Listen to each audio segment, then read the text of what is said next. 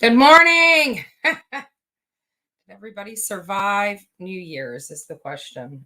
My New Year's was absolutely horrible. I'm not even going to lie to you folks. It was absolutely a shit show on steroids. Yes, worst night ever. Worst night ever. Good morning, world. Good morning. I don't know how y'all's was, but mine was awful. So many of you guys know I was excited about going to the party, bought a new dress. Had my face done, got dressed. I was heading out to go to the party. I try to, time myself well. So, anyways, happy New Year's, everyone. Let's hope last night does not affect the trajectory of the rest of the year, because it's like you something that happens on New Year's kind of sets the stone, the pace for the rest of the year. I'm hoping that's not the case, but we shall see. We shall see. I am so glad you feel fabulous today, Jennifer. I do not. I do not feel fabulous today. Today kind of sucks for me. So, yeah, awful, just awful. So, leaving here, I left here. I got up. I was on the live with Marissa. Everybody knows it was Marissa's birthday yesterday. She was going to dinner, and I said, okay, well, I'm just going to go ahead and get in the shower. I'm going to start getting ready. I did my makeup. Makeup was almost flawless. Everybody, if anybody does makeup, some days your makeup just doesn't apply right, especially the eyeliner, right? One side's thicker than the other, and you can't balance them out. And it's just, but my makeup was flawless, perfect. Like, I got my eyeliner on right, I got my little wings for my eyeshadow perfect, I had my blush perfect, I had my contouring perfect. I look great. In my opinion, I look great. My new dress, it fit wonderful. It looked nice on me. I had my heels. Good morning. Good morning. And so I'm sitting here drinking coffee, waiting for time to go down. And I figured, well, what the heck? I was never planning on staying there until midnight. I was just going to go to the party, socialize, mingle. I have a long drive, and I was going to stay at a hotel there and get up and go help Jonathan search for Ruth this morning. As you guys can see, I'm home. Oh my goodness. Oh my goodness. So what happened? Well, driving to the party, Christine Quinn's party, a dog gets hit in the road. It was running. Like, to me, that dog should not have gotten hit by a car. That car should have paid attention. He was far enough away that he saw the dog running on the side of the road. And I'm like, come on, hit your brakes. Hit your brakes. Please hit your freaking brakes. Hit your brakes. Nope. Just didn't care. Hit the poor dog.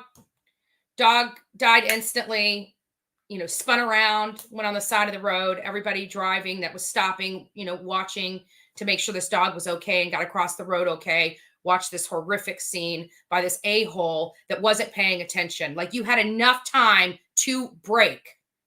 I mean, I can understand if he just jetted right out in front of you, but he's in the middle median. The only way you don't see this stupid dog in this median is if you're not freaking paying attention to the road. You see a dog, you cover your brakes, you slow down because you know that dog's going to jet in front of you. Why would you still be driving 45 to 50 miles an hour? Why? Everybody else has stopped. Even the person in the other lane was slowing down for this dog. And you just ram him right over.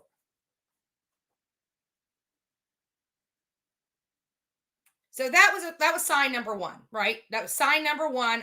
When I saw that happen, I'm not even over the bridge yet, and I'm thinking, I need to turn around and go home, right? I need to turn around and go home. But no. Andrew's glutton for punishment. Not enough. That sign wasn't enough.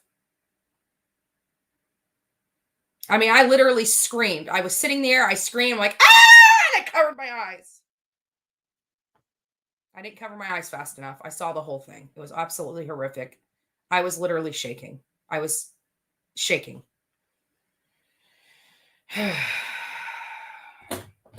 Everybody get your coffee, sit down, and buckle up. That wasn't enough. So anyways, I get to the party. I figured, the party, it's starting at 8. I got there at 7:30. I figured I'd help set up. Place completely dark. Completely dark. So I went back to my text message and it said, yeah, it starts at 8. So I'm like, okay, well, I knew I wasn't going to stay there until midnight. So I'm like, okay, well, I'll run to Publix and grab a couple bottles of wine because I'm gonna want to pop some bubbly, at midnight, myself, right? Get your coffee, folks.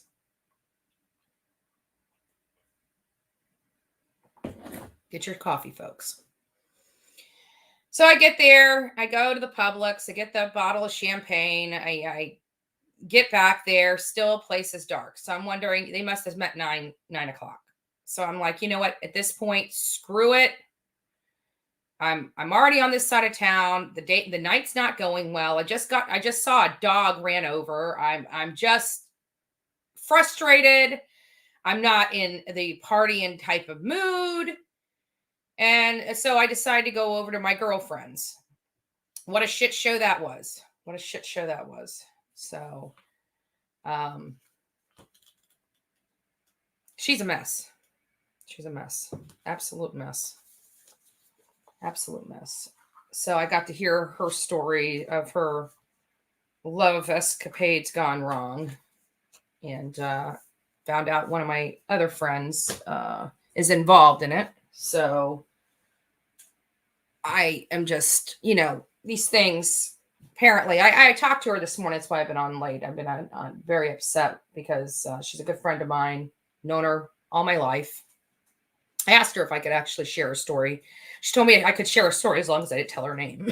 Of course, that's always the way it is, right? Well, this morning I feel like she's a little bit stronger.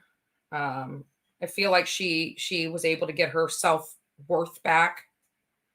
And good Happy New Year's, guys. Happy New Year's. So she went on this, and of course, a whole night of just frustration and, dealing with the heartbreak of her. And it was just a foul night. It was just a bad night. Bad night. Apparently this guy she's seeing, or, it's like secret love affair or whatever, only likes her to come over and, won't sleep with her, won't show her any affection. She's been doing this for several months, apparently. Several months. Like what? I'm like, are you desperate? Like, why would you put yourself through that? And I thought maybe it was just like this, a reciprocating situation, or like maybe they were just a fling, helping. No, it only goes one way. She goes over there, doesn't even give her anything, nothing. She goes over and takes care of his needs, and that's it. I'm like, what the hell are you doing? What in the hell? It's not even a booty call. She's not even getting booty. That's the most insane thing. This has been going on for months. I'm like, what? And this is a friend, and the other person that's involved in this scenario was a friend of mine. But how can you, this is a lifelong friend that's being used and abused? I mean, that shows character, that shows integrity. Like, how do you do that? How do you string a girl along like that? And and apparently she's told him how she felt, and he's just using and abusing her, treating her like shit, apparently, too. Like, once it's done, it's like, get off me, we're done.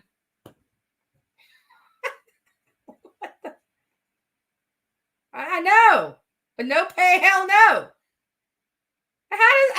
What the fuck? Excuse my language, but what the hell? 3-minute man suck, laugh out loud. Yeah, absolutely.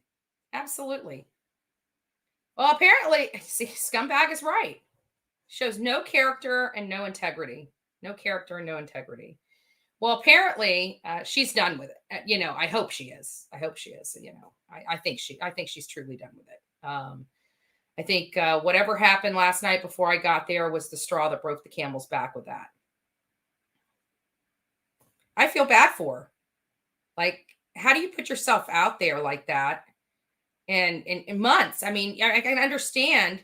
I think she was just hoping that things would change, because I mean, apparently he didn't want, it was supposed to just be a fling thing. She was fine with that, but it was never a fling thing because it was never reciprocating. It only went one way. And then he treated her like crap. And then she's telling me that he thinks that she's like bipolar because she's upset with the situation. What?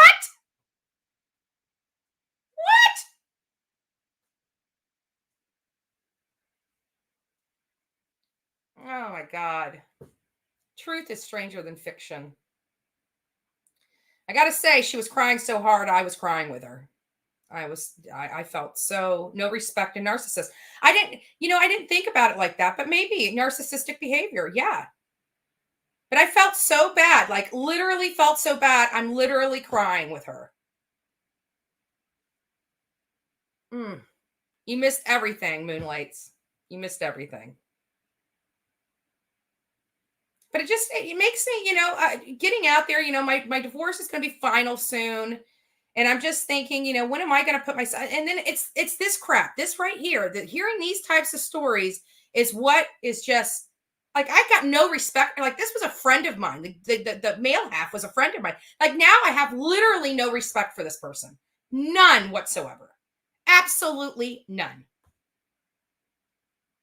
And you got to still smile and still play nice. But I literally have no fucking respect for this man. Like, you don't do that to somebody. You just don't. Especially if you know that they like you. Just cut it off and ignore them and don't have anything to do with the female. Just don't lead them on and definitely don't use them for your own personal satisfaction. That is despicable, deplorable behavior. And the guy's a nice guy. But when you hear this story, it changes the whole, like, what person can do this to another human being? And he calls her a friend. I wish her the best of luck, man. I really do. I wish her the best of luck. I hope she stays strong. I hope she stops allowing this person to use and abuse her, because that's exactly what it is. It's using and abusing.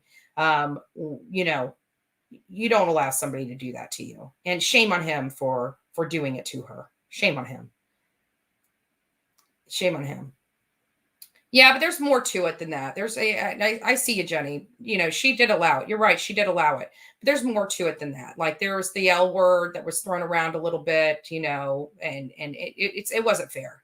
It wasn't fair to her, in my opinion. Of course, I'm only getting one side of the story, but I do believe that she was being truthful with me. Like I said, this is a lifelong friend of mine. If it was just somebody I had just met and they were telling me the story, I'd probably would say, but I believe her. I believe her. I believe everything that she said to me. And so it's just, just a complete asshole. And I've got to distance myself because I'm not, I have no respect for him anymore. Literally none. Literally none. So, anyways, that was my night. I was dealing with that until 2:00, 3:00 in the morning. And then I'm up at frickin' 6:30 dealing with her on the phone again. And I'm finally ready to come see you guys after that drama. I know, right? Let me at them. Let me at them, right? But the crazy thing is they both, I'm sure she's attentively watching this to make sure I don't name drop. And the male half watches this show all the time too. So I think he's probably pissed off that I'm blasting. I don't care. I don't care. I don't care. What a douche. But if she doesn't have respect for herself, which I think at this point, I think she sees very clearly what's going on, and I think it's all over and done with. I'm pretty sure she told me that she has had enough. She's not talking to him anymore. She says, she did not, this was boiling into her 2022, and she was not living 2022 like this. She was not going to do it. And I'm going to support her every which way. If she needs to call me at midnight to stay away from him, then so be it. I just don't want her ever being around him again. It's sad. I feel bad for her, But again, she did put herself in this position, and I hope she's now wizened up enough to realize she has worth. And I tell everybody here, you got your worth, you got your dignity, and I think she lost a little piece of herself with that situation. She felt absolutely worthless, and that's what she conveyed to me. She felt absolutely worthless. She felt used, and she's hurt, and rightfully so. Rightfully so. So that's what I dealt with 2022. Does that set the tone for the rest of the year? That's the big question. What goes on? I've always heard the myth, what goes on New Year's sets the tone for the rest of the year. And I pray to God it doesn't, because that's somebody else's bullshit in my years. So I'm hoping that we keep each other strong with our coffee club and coming on here. But I just think, I hope she has more respect for herself and continues to move in the right direction. And we've got to pray for her and keep her in our prayers, and just pray for strength. That's what she needs. She needs some strength. And I know it's hurt for her, because apparently she must have really cared for him an awful lot, but it didn't seem like that was reciprocated to her. So, he's probably doesn't give a shit, and she's probably sitting there and going to be in bed all day today crying. And that's one of my best friends. So it hurts my feelings to know that she's suffering so gravely on such a day that should be happy. But, I'll call and check on her throughout the day and just make sure she's okay. But,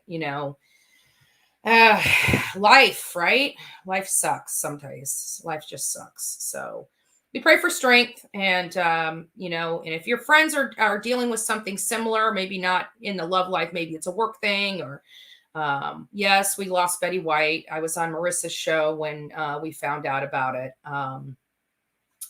Voice for the Voiceless actually confirmed it, and everything. I'm trying to decide whether I'm going to get ready and go for the search for Ruth. But quite frankly, things don't make sense in her case. And I don't think that she is... Yes, and happy New Year to all my beautiful, wonderful mods. Thank you for being here. Thank you for moderating so well. You guys are great. I hope you have a wonderful, happy New Year. Actually, I hope everybody on this channel right now has a much better New Year's than what I dealt with, because it was drama, drama, drama, drama, drama. And boy, I should have just stayed home. I will probably never make that mistake again. Like I said, I'm going through a divorce myself. I was looking forward to having the final divorce to get back out there. And it's stories like my friends, that make me very hesitant and make me just not trust people. And that's a true shame, but things happen for a reason. Things happen for a reason. And you know what? I always try to pull, what was I supposed to learn out of that? There's always a reason that you're involved. I always try to find the silver lining in everything. If anybody knows me, you can talk to Olivia, always about the signs, always about the lesson, always,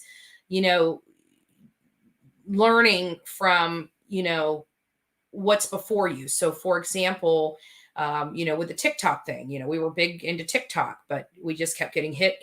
And it wasn't anything that we were doing wrong. It was just haters on there that was hitting things.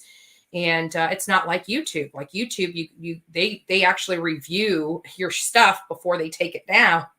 Over on TikTok, they take it down and you have to go through this horrible appeals process. And it really degrades your creativity. It almost stunts it, because you're almost so scared to even post anything, because of somebody might want to take it down or be mad at you because you have 1.2 million followers and they've got 15,000. They're idiots. And so at any rate, oh, thank you. Everybody, if you guys want a merch store, I ordered a t-shirt and a mug. And then listen to this, like I ordered a small shirt. And so somebody reached out to me and asked me, do you think I should do a size up? And I'm like, crap. I said, I think there's a size chart. And I realized I didn't even check the size chart for my shirt. So I might be having to suck the gut in to wear my own shirt. Oh my goodness. What is wrong with me? Oh my God. I think there might be some tank tops on there. If not, let me know and I'll go find tank tops and throw in there. Dave, I'll throw in there. Oh, thank you, Deborah. Yes, yes, yes, yes. So,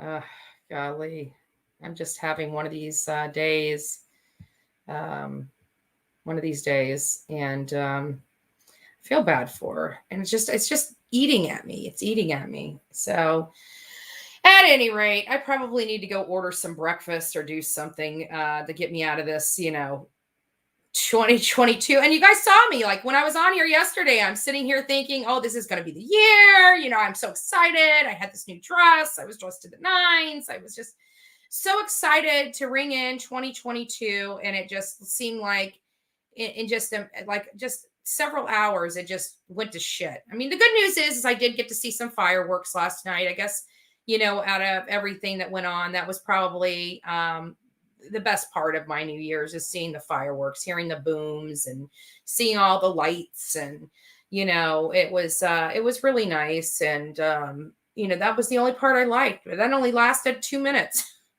2 minutes out of all those hours.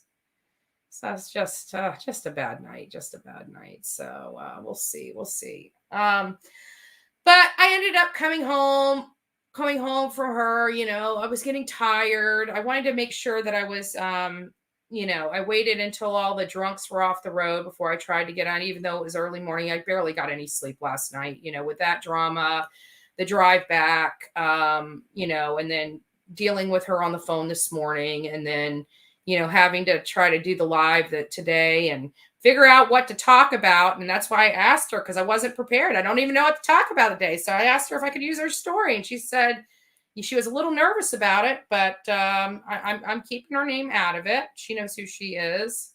She's probably the one on here calling him an asshole or something. I don't know. I'm not bringing dirt back. I don't know. Oh, yes, they have phone cases, Servari Dream. They have phone cases. They have phone cases. I don't know if they have mouse pads or not, but they do have phone cases. So, oh yeah, NP, how long was it? How long was it going on for? If you're talking about the fireworks show, it went on for a good 5 minutes. If you're talking about the relationship, I think it was like between 3 and 6 months. I mean, it was significant time. But my thing is, how are you so stupid that you're still doing this many months later? Like, I'm sorry, I shouldn't call her stupid, but she is stupid. She's stupid. I just wish she would have made better decisions. I really do. I really wish she would have made a lot better decisions. And not only that, but I think it was just, I don't know if it was the light bulb that finally went off on the top of her head with it rolling into 2022 or what, but whatever it was, I'm super glad that she woke up, and not only that, but think about how long she suffered in silence. I mean, before it got to the point where it boiled over like this. Think how long she suffered in silence, dealing with this, hoping for change. I mean, that's the stuff that I tell all you guys about. Like, don't do this. Don't do this. Don't put yourself in a situation like that. Have more respect and dignity for yourself. Have more respect and dignity for yourself. I mean, that guy's a fucking loser. He's a freaking loser.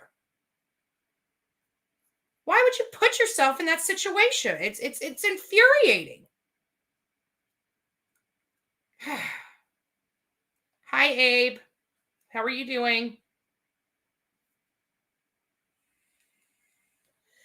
Yeah, I heard about Candace and Don. I heard about them. That's okay. They can be on Kitty's channel all day long. Birds of a feather, man. Birds of a feather. We're going to go to TBI. We're going to lay our case before them. I'm going to go inside that building, and I am going to plead my case with whoever will listen. We've got enough documents here. We've got enough case law here. Like, what in the hell is Tennessee waiting for? You can charge these people without even charging them for one single thing related to Summer Wells, and they could go to jail and have to face justice and have their day in court for unrelated charges. They need, what the hell are they? Even the law enforcement knows that this child was not abducted. They really truly believe foul play is involved. So, oh, hey, Willow. Thank you. Thank you. Sent you a clip on Twitter about the water. I don't know if I have or not. I went through some stuff yesterday, or last night. But as you know, I was filled with a whole bunch of drama, that was going on. So I went through some stuff. I may have watched it and just don't know because my mind was just going dealing with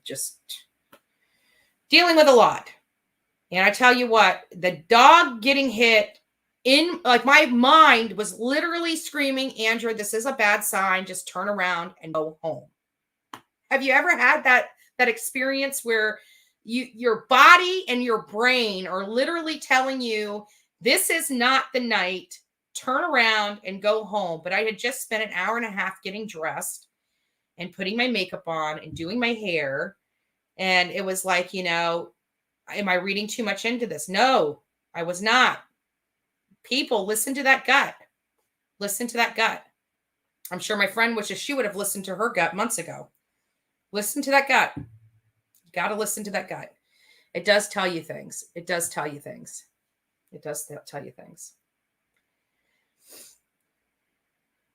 Yeah, evil exists kind of pissed me off with the whole, I don't know if, to be honest with you, I'm not sure who was at fault for, for the whole debacle. I know when I spoke with Dudley's wife, it was very clear to me the reason why they decided to cancel the interview with me, and evil exists never came up. So it was, it is what it is. But, I love my friend Marissa, and I would do anything for her. I would, I got her back. So if she needs something from me, I'll give her whatever she needs, if it's within my means. And if it means settling a dispute, then settling a dispute, I will do. I love her and she's my friend, and it was her birthday. And quite frankly, with all the drama going on, I didn't need any additional drama. Yet I walked right into it, huh? Oh, my goodness. Is there any help for me, folks?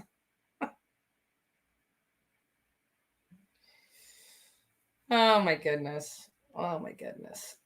Is there any help for me?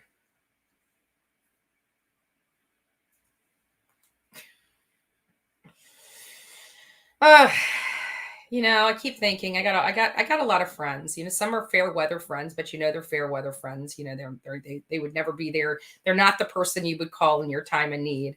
Oh crap! That reminds me, I forgot to call my freaking best friend. With all the drama going on, I forgot to tell my best friend Happy New Year's. What? Oh my God! You have got to be joking me. I am a horrible, horrible friend. Oh, there she is.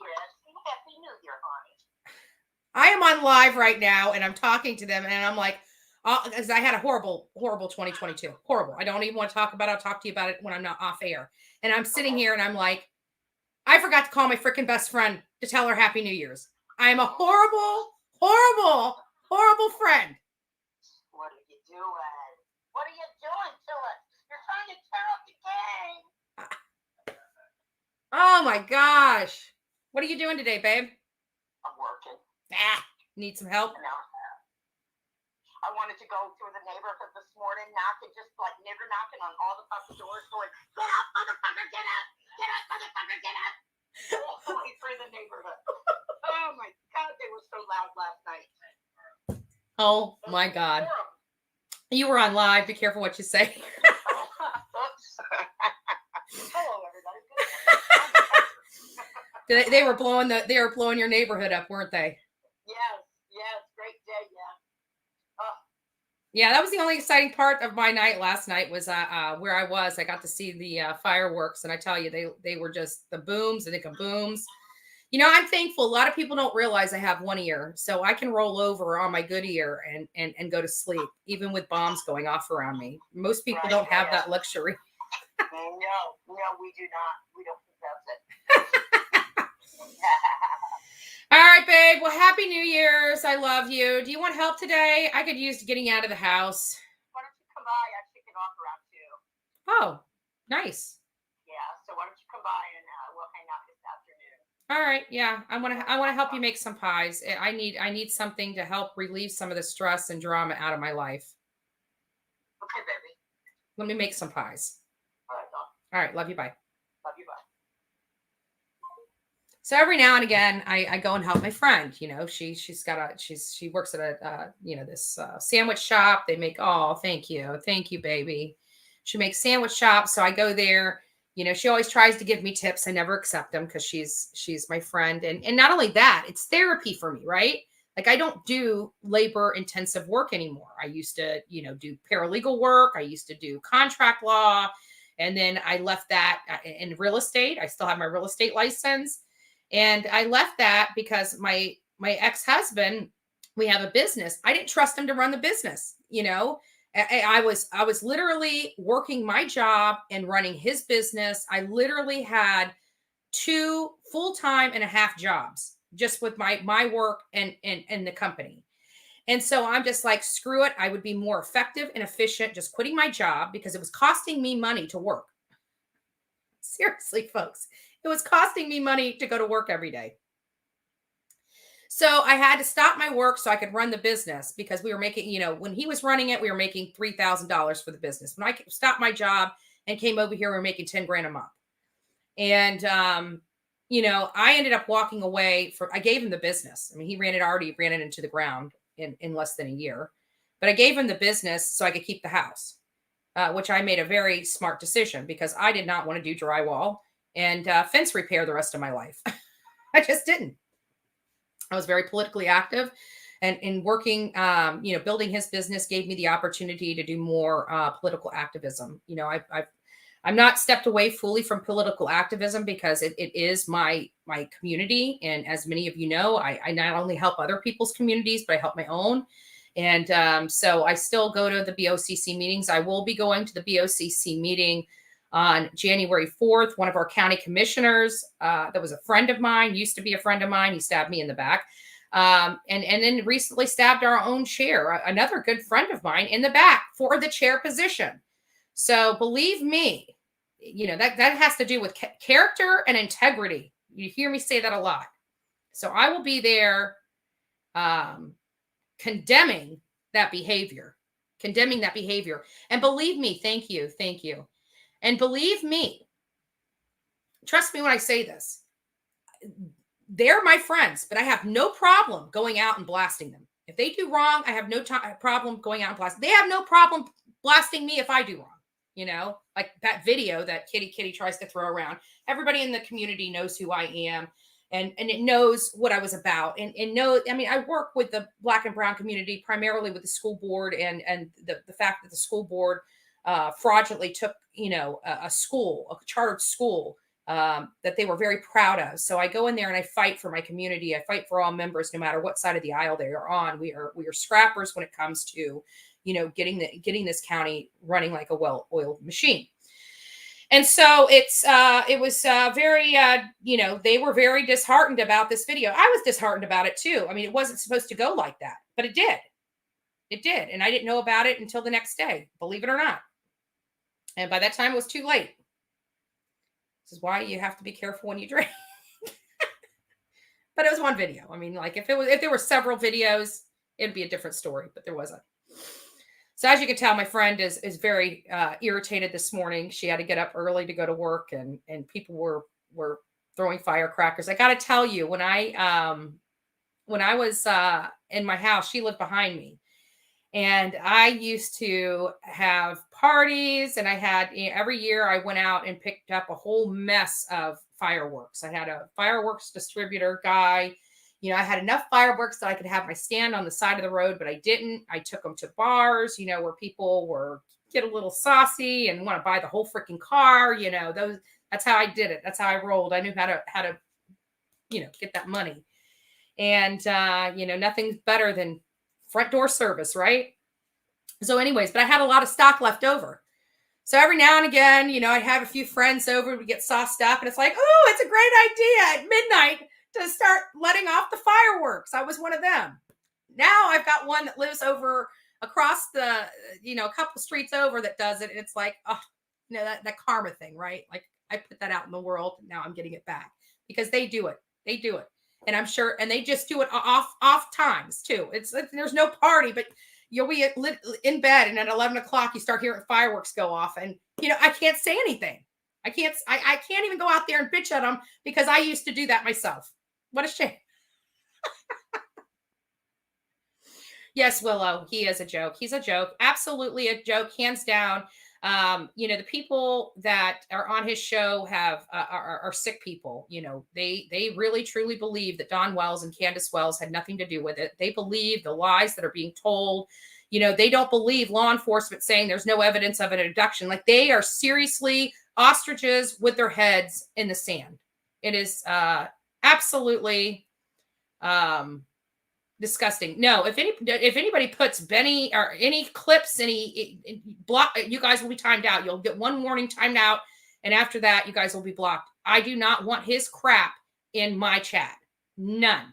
You guys can talk about him. I don't care. That's fine. You start throwing links on my channel. That's a good way to get yourself banned from my channel. I want literally nothing to do with that garbage. As you guys know, all these people that come out and attack me or any member of our team, you watch, we don't respond because they're insignificant to us. They're absolutely 100% insignificant to us. We don't care what they have to say. If people want to listen to the garbage, let them listen to it. I don't care. I really don't care. If you want to soggy your brain with that garbage, you have every right. People know I'm a liberty person. To each their own. So you want to soggy your brain with that horrific garbage? Go ahead. But I choose not to. I don't want any part of it. I think that the people that are Wells sympathizers are all going to hell. And I don't want their bad juju rubbing off on me. I think they're all going to hell.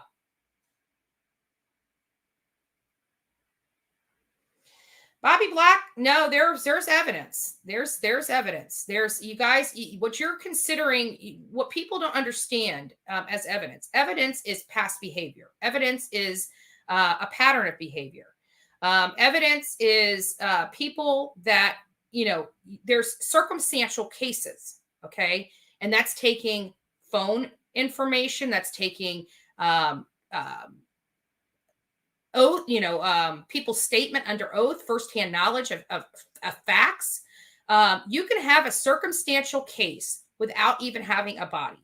So the idea that if you listen to TBI very well and law enforcement and how they speak and what they tell you and how to read the statement that they're saying, they clearly say that there's no evidence of an abduction. The first thing that they talk about is foul play. The second thing is we are even looking into her possibly walking off. So the one only strong word and statement in that whole TBI thing was foul play. So if you can't see that, people understand, people that follow these cases understand how law enforcement works, especially when you deal with state police, and Tennessee Bureau of Investigation is a state police, and how they speak and what they say and how they say it, because they cannot lie to the public when they make a statement. They could theoretically, but it would be in poor optics later down the road. We call law enforcement out on lies all the time. It never bodes well for them. They know we're coming, right? They know we're coming. We're going to be coming up there. We've got a stack of papers here that we're going to be giving them.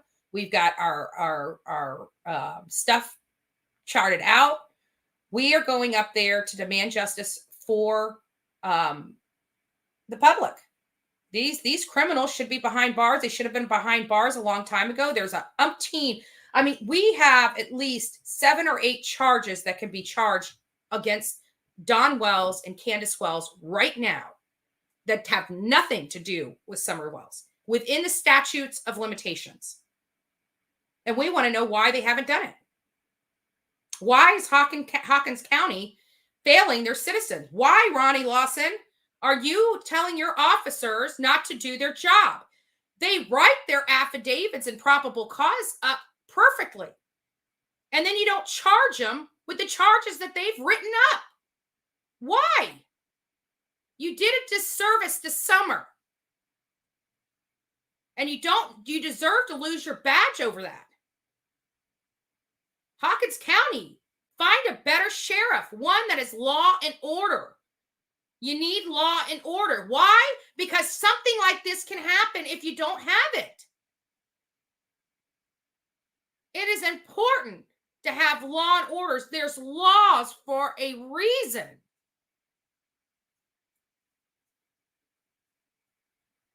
The problem is the sheriff has broad powers. County Sheriff's Department have some of the broadest powers in people's lives and in the government. They have almost the broadest power.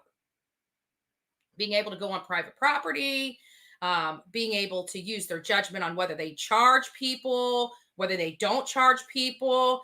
They have the broadest power over individuals than any other government office.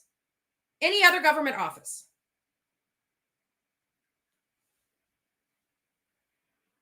And he is doing a disservice to his community. So it'd be my hope that you guys start looking and reaching out. I mean, I would start reaching out, find out who the best officer on the force is.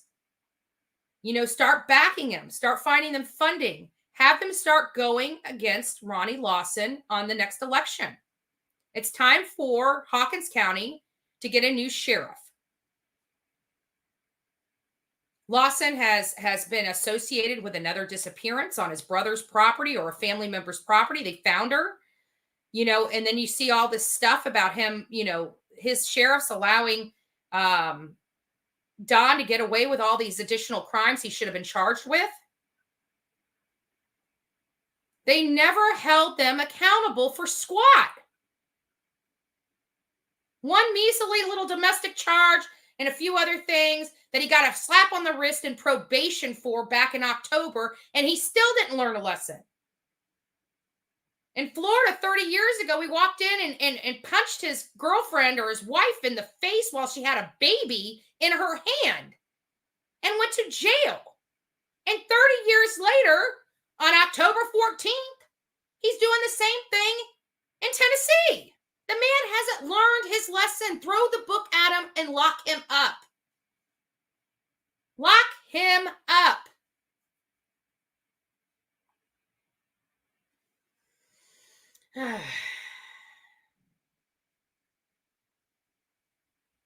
Bobby, I'm not going to go into this with you. I want to ask you, Bobby, have you gone out there? Have you gone to Rogersville, Tennessee, and have you interviewed any witnesses? Any firsthand witnesses? Have you? Because if you haven't, you need to keep your trap shut on this. I have talked to many witnesses. We have our interviews all over the internet. Don't tell me how I'm supposed to process the information that I get. You may not have evidence of foul play. You may be asleep at the wheel. But my friend, I have evidence of foul play. I went out there. I interviewed people. I looked at the mountain. I looked at every possibility. Hell, they're so busy partying up on that mountain that they would rather try to press charges against Marissa for looking for their daughter than them actually going out and looking for their daughter.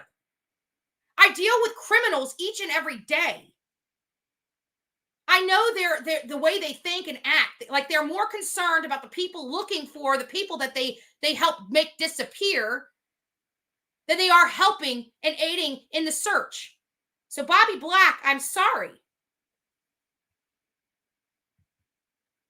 I understand that. But do you honestly think that they're going to sit there and tell you that, oh, it's the parents or the person. They have not, you know what? Let's put it in perspective, Bobby. Let's put it in perspective for you. They have eliminated Dudley John, eliminated him as a suspect, as a person of interest. The FBI has cleared him. TBI has cleared him. Candace, Grandis, and Don Wells have never been cleared. Everybody else around them has been cleared. Everybody. Can you explain that to me? Why all these associates of theirs have been cleared of having any involvement with this except the parents and the grandma? The grandma actually left the state, and the police brought her back and told her she cannot leave. Explain it.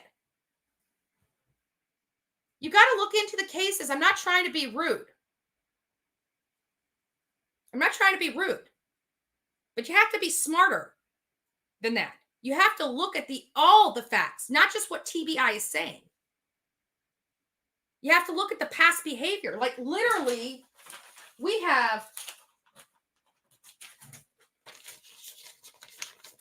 our due diligence on this guy.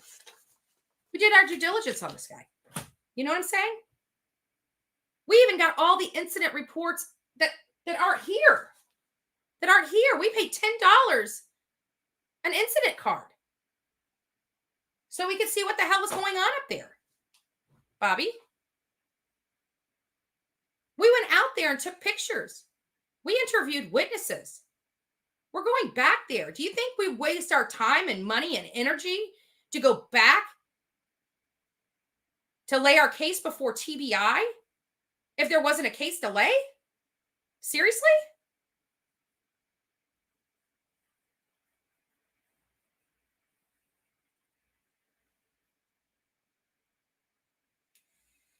And not only that, Bobby, let's look at the behavior.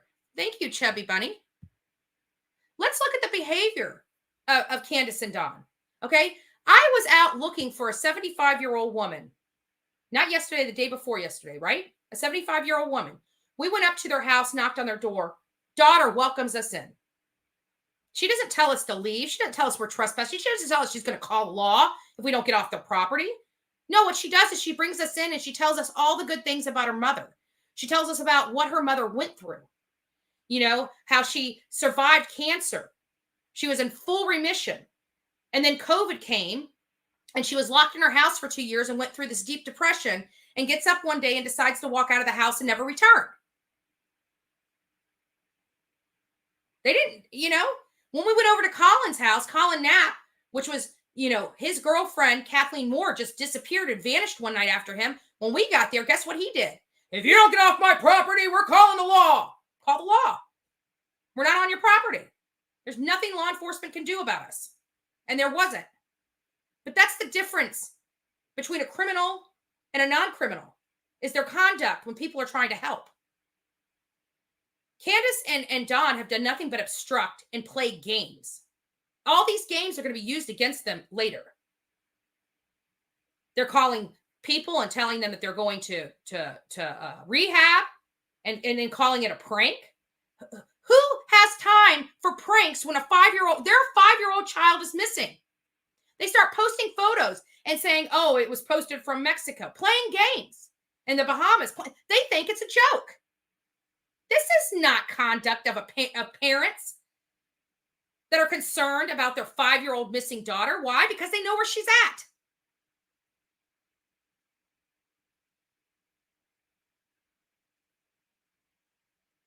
So you may not be convinced that there's not foul play, but I do this.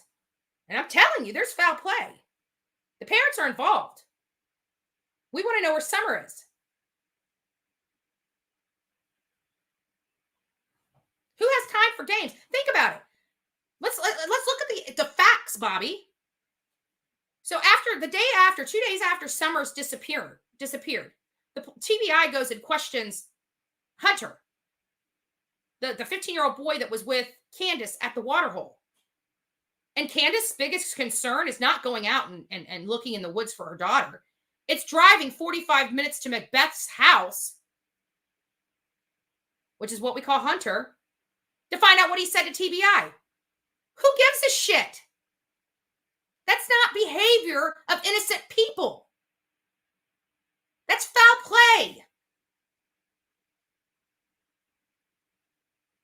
Do you know how many children have been up on that mountain that they had to call law enforcement on because the Wells were feeding them drinks? You're talking about 9, 10, and 11-year-old kids. Do you know how many times Candace beat Summer in stores where people could see her beating her? Do you have any clue? How many? What's the number? Bobby? What's the number?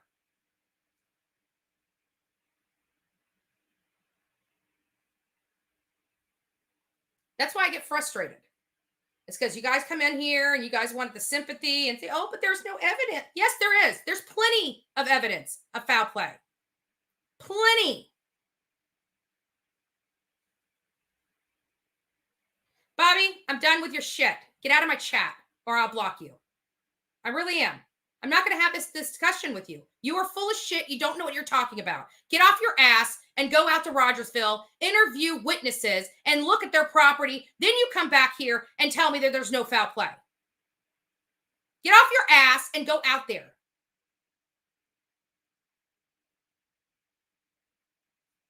Get out of my chat. Get off my channel. I am not going to deal with your crap. I will block you. You have no clue what you're talking about. You are a freaking idiot. None.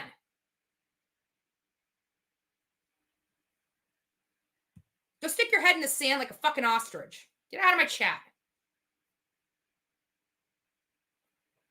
All you fucking trolls in here are getting blocked right now. I'm done. Fucking idiots. Excuse my language, folks. I'm done. Bye.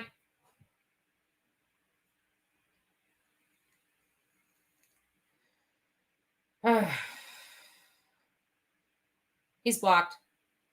And anybody that was supporting his garbage, D-man, was blocked too. What an idiot. Get off your asses and go out there. If you don't believe me, don't come here and criticize me when you haven't even done one stick. You haven't even gotten up and went out there to look. But you're going to tell me. They're killing their own credibility. If anybody's on their channels watching their shows, they're killing their own credibility. And you know, like let's talk about Michelle After Dark, right? She believes this child was abducted. I don't, but she's halfway across the world.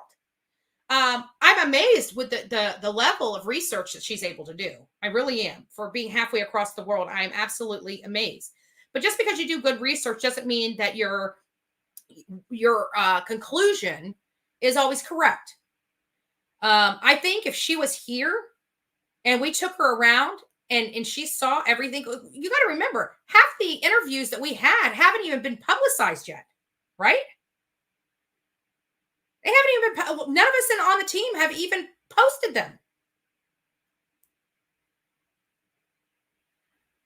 Like, I mean, I even posted the one where people are thinking Candace is a pedophile. Well, let me guess, there's no evidence of that.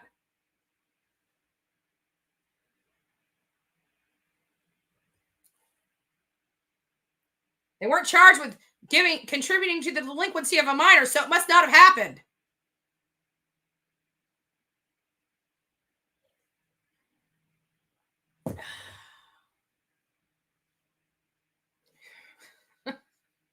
Sorry, guys. Did I tell you I had a really horrible coming into 2022 and you want to poke the bear? You want to come on this channel and poke the bear? Seriously? Seriously? And I'm a horrible friend to boot. I didn't even call my best freaking friend to wish her Happy New Year's. Oh, I got one friend that's in bed crying her eyes out right now. And I got another friend that's half dead because she had fireworks going off and wanted to go beat down doors of her neighbors saying, hey, get up, get up.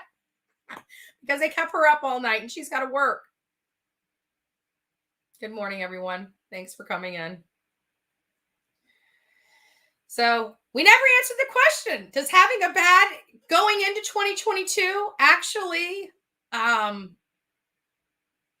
you know, have that trajectory or set the tone for the rest of the year? I hope not.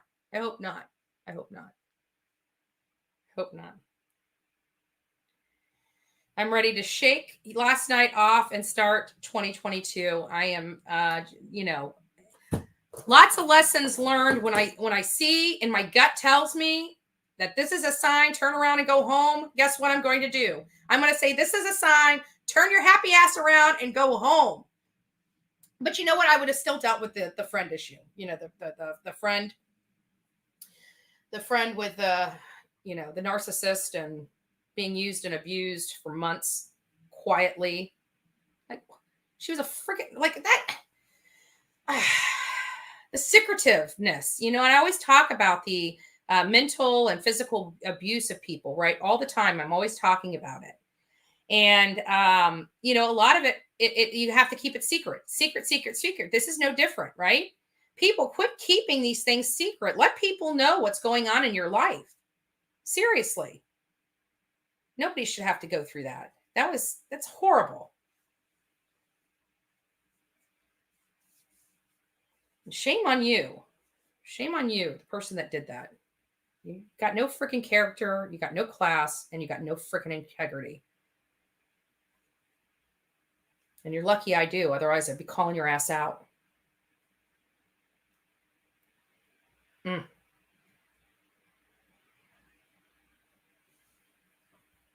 Yeah. I'm curious to hear what you flipped on. I want to hear what you flipped on. Chai Crimes, would you be willing to come on the panel and just give me your insight and let me know what you really think? I mean, I'd like to hear your side. I mean, I know you've got to have a channel with it being Chai Crimes. So is that something you'd be willing to do? I'm going to drop you the link. And if you want to come on and just give your thoughts on this, please do. Please do. Oh, Lorraine, no. Oh, that's starting a bad year with COVID. No, I love you, baby. Virtual hug. You'll be okay. Oh, feel better.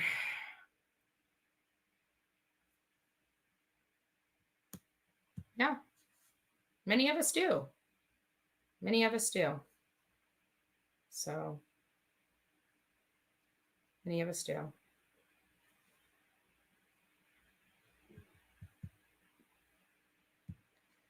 Advice from Jenny. Yep.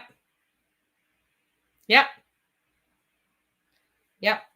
And encourage your friends that are struggling. Like, if you see a friend that's struggling, for whatever reason, sometimes they struggle in silence, but you can always tell. And you know what? I have to say that I did see a major change in personality. I saw this person go from a fun loving, happy person to somebody that was just kind of dragging and I could see the changes, but I didn't think anything of it because that was the last thing I was thinking of. I was thinking, that was the last thing I was thinking that was causing these changes in this person. And clearly it wasn't. It was those changes. And so, sometimes just identifying changes in your friends and, telling them that you're there for them and that everything will be okay. If they can't talk about it, just let them know you support them. Sometimes that's the best thing that you can do for that friend. At least give them some strength and know that they're, no matter what it is, you're always there for them and will help them. I try to do that with all my friends, but sometimes clearly I fail myself. So happy New Year's to everyone. So everybody that's dealing with,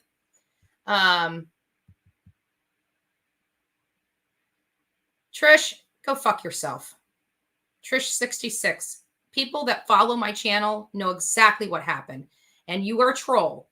And you're making up accounts to come here and hijack my channel. And you know what? I'm going to take the ding on the monetization just to tell you to go fuck yourself.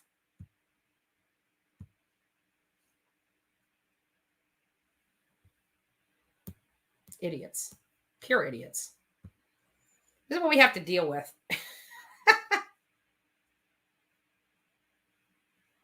Oh, okay. So Chai Crimes is in the country. Should have to call in. So we thank you.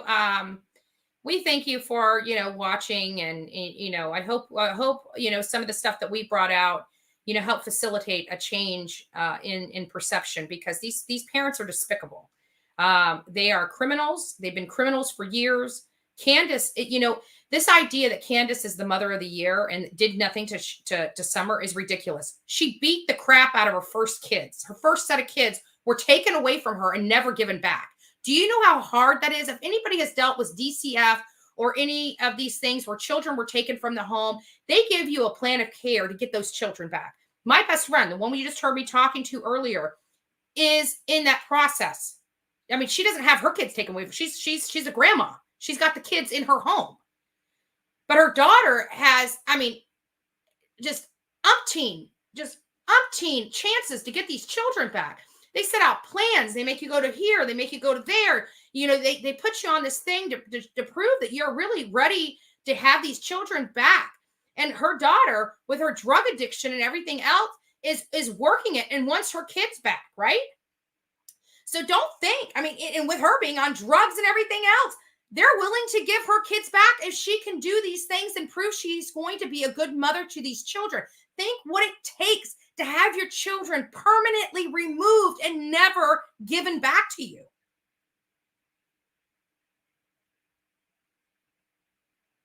And she's not even trying to get her boys back. And you guys think, and there's some people out there that think that this woman deserves to be coddled. She's a criminal that abused her children. She needs to be in jail.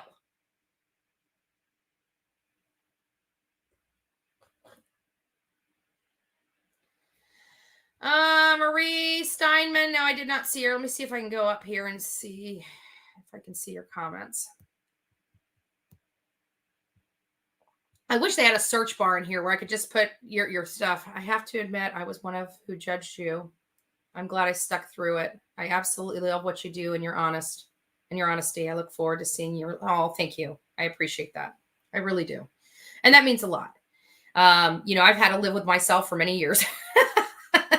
So, and I've always told people, the life I lived, like I destroyed myself, built down to the ground, and built myself up to a big, beautiful person.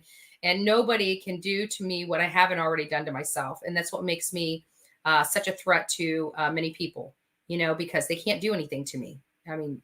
Sticks and stones, right?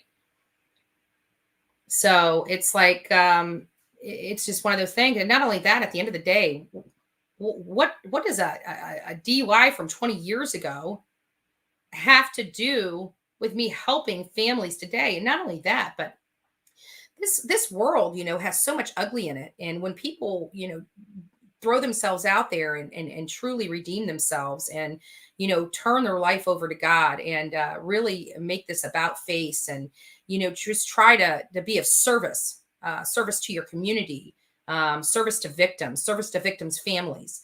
How can you go wrong with that? Seriously, how can you go wrong with that? I admire myself today. I didn't love myself once upon a time. I didn't love myself at all. I was in a very bad spot. I didn't know why. It took me a lot of years to realize it was from childhood trauma.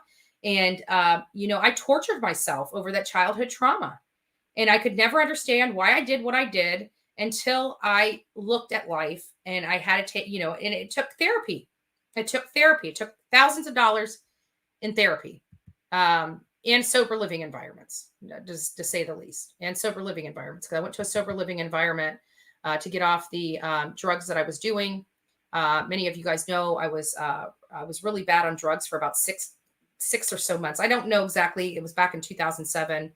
I had a minor relapse in 2008. I have been, clean and sober from those types of drugs. Well, I should say those drugs, not those types of drugs. The reason why I say that is because I still drink. A lot of people think that, and you have to be, careful even with the drinking. It's not a good thing, especially when you're trying to get sober.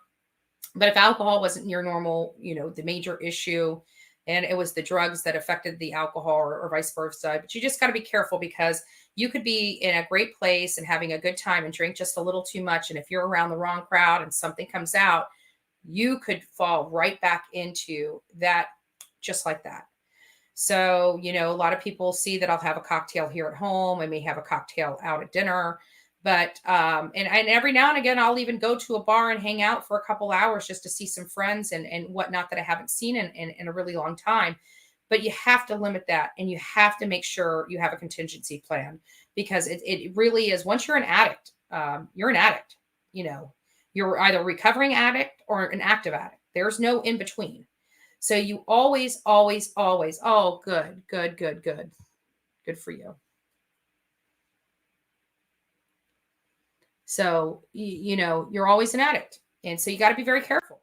Got to be very careful. Precious Chaos. Hey, baby. Hello. How are you? I'm okay, I guess. I'm just a little upset. I woke up and saw you all hurt and upset, and I went, oh my God, people, can you just back off? It's not even the first.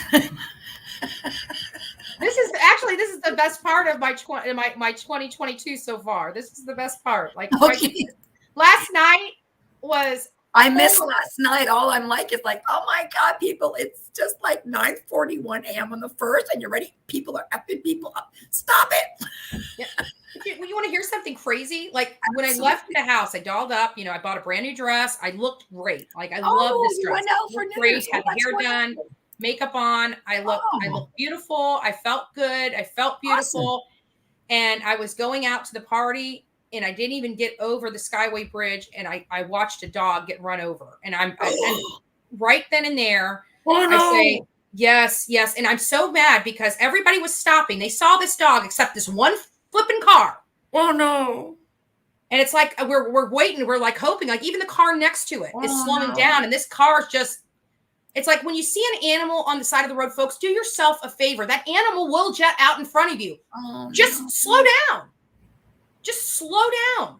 Oh, that breaks my heart. Oh, the dog died instantly, was slung across the road. I'm like, I covered my scream and cover my eyes. It was too late. I already saw the horrific thing. I am so sorry. It was horrible. And anybody that loves animals, I was gonna say, I've been rescuing a dog since I was 14 years old. I was shaking. I almost broke down. If I saw that, and like, thank God I've never seen that. I've never seen that. If I saw that, I'd be messed up. I'd probably need some Valium and go in the hospital. Yeah. And, you know, I kept trying to shake it off. But something in the back of my head kept saying, Andrea, that's a sign. Turn around, go home. Go home. And I'm just thinking, I just spent an hour and a half getting dressed. I put my makeup on, got my dress on, got my heels on. You know, I'm looking good. I don't want to go home. Shake what you just saw, what you just felt, and be like, oh, that's okay. I just saw that, but I'm still going to go party. Bring it on, New Year's? No. Yeah, but that's what I try to do. And it was like, I should have turned around and went home. And so I get to the party. I get there a half an hour early so I can help set up. You know, I figured what I wasn't going to stay there the whole time. And then nobody was there. So I go down to the Publix. I get some champagne for later because I knew I wasn't going to be there until midnight. I don't like being on the road at midnight. You know what I'm saying? I don't mind going to a party and showing up and saying hi to friends and just, you know, bringing the new year in with them, so to speak. But I'm not staying there until midnight to ring in the new year because there's too many drunks and too many crazies on the road.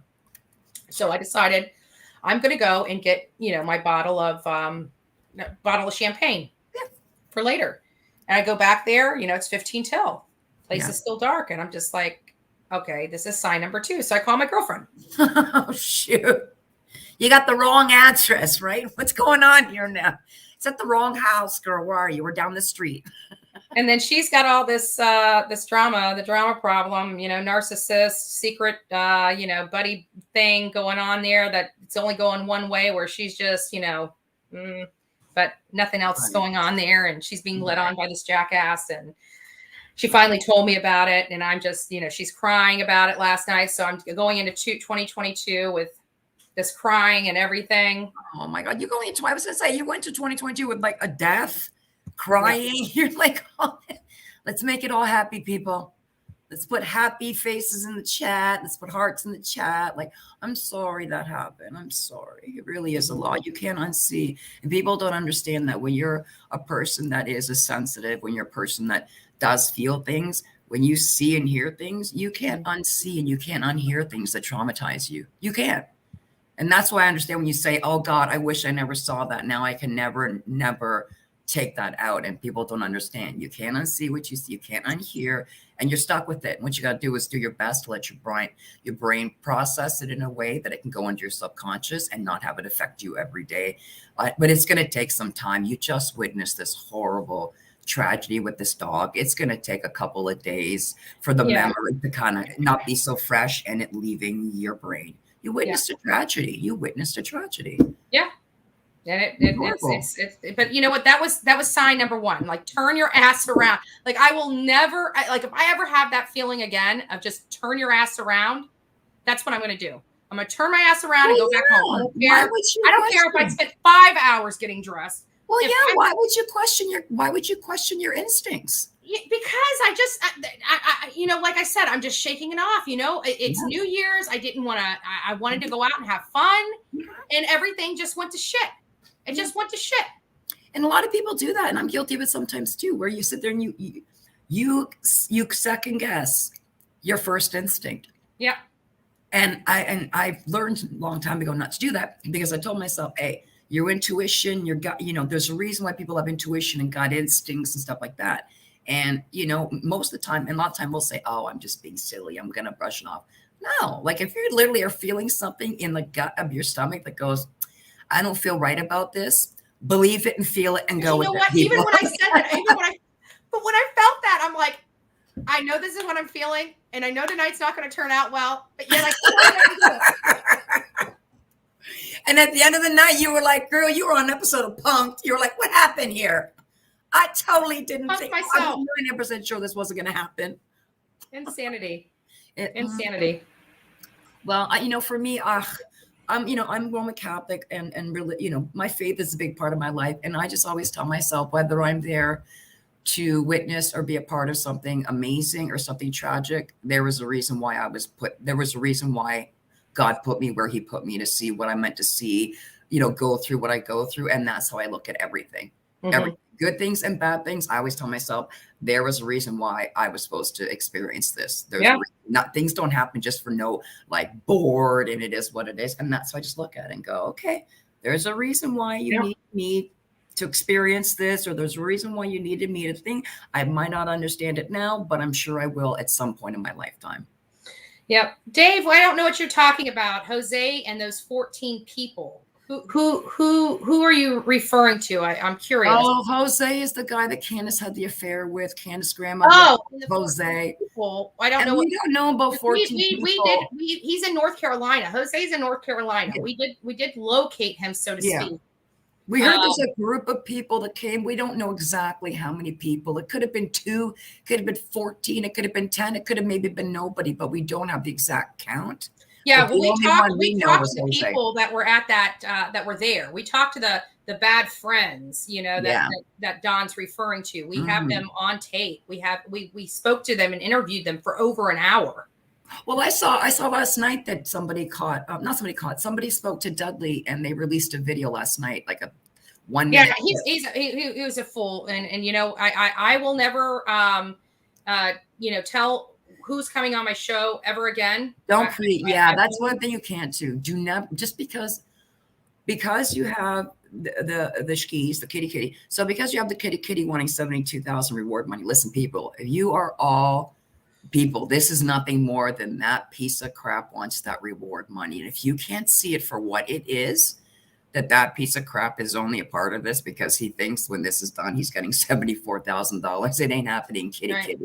It ain't happening. Okay. So yeah, I mean, it's just,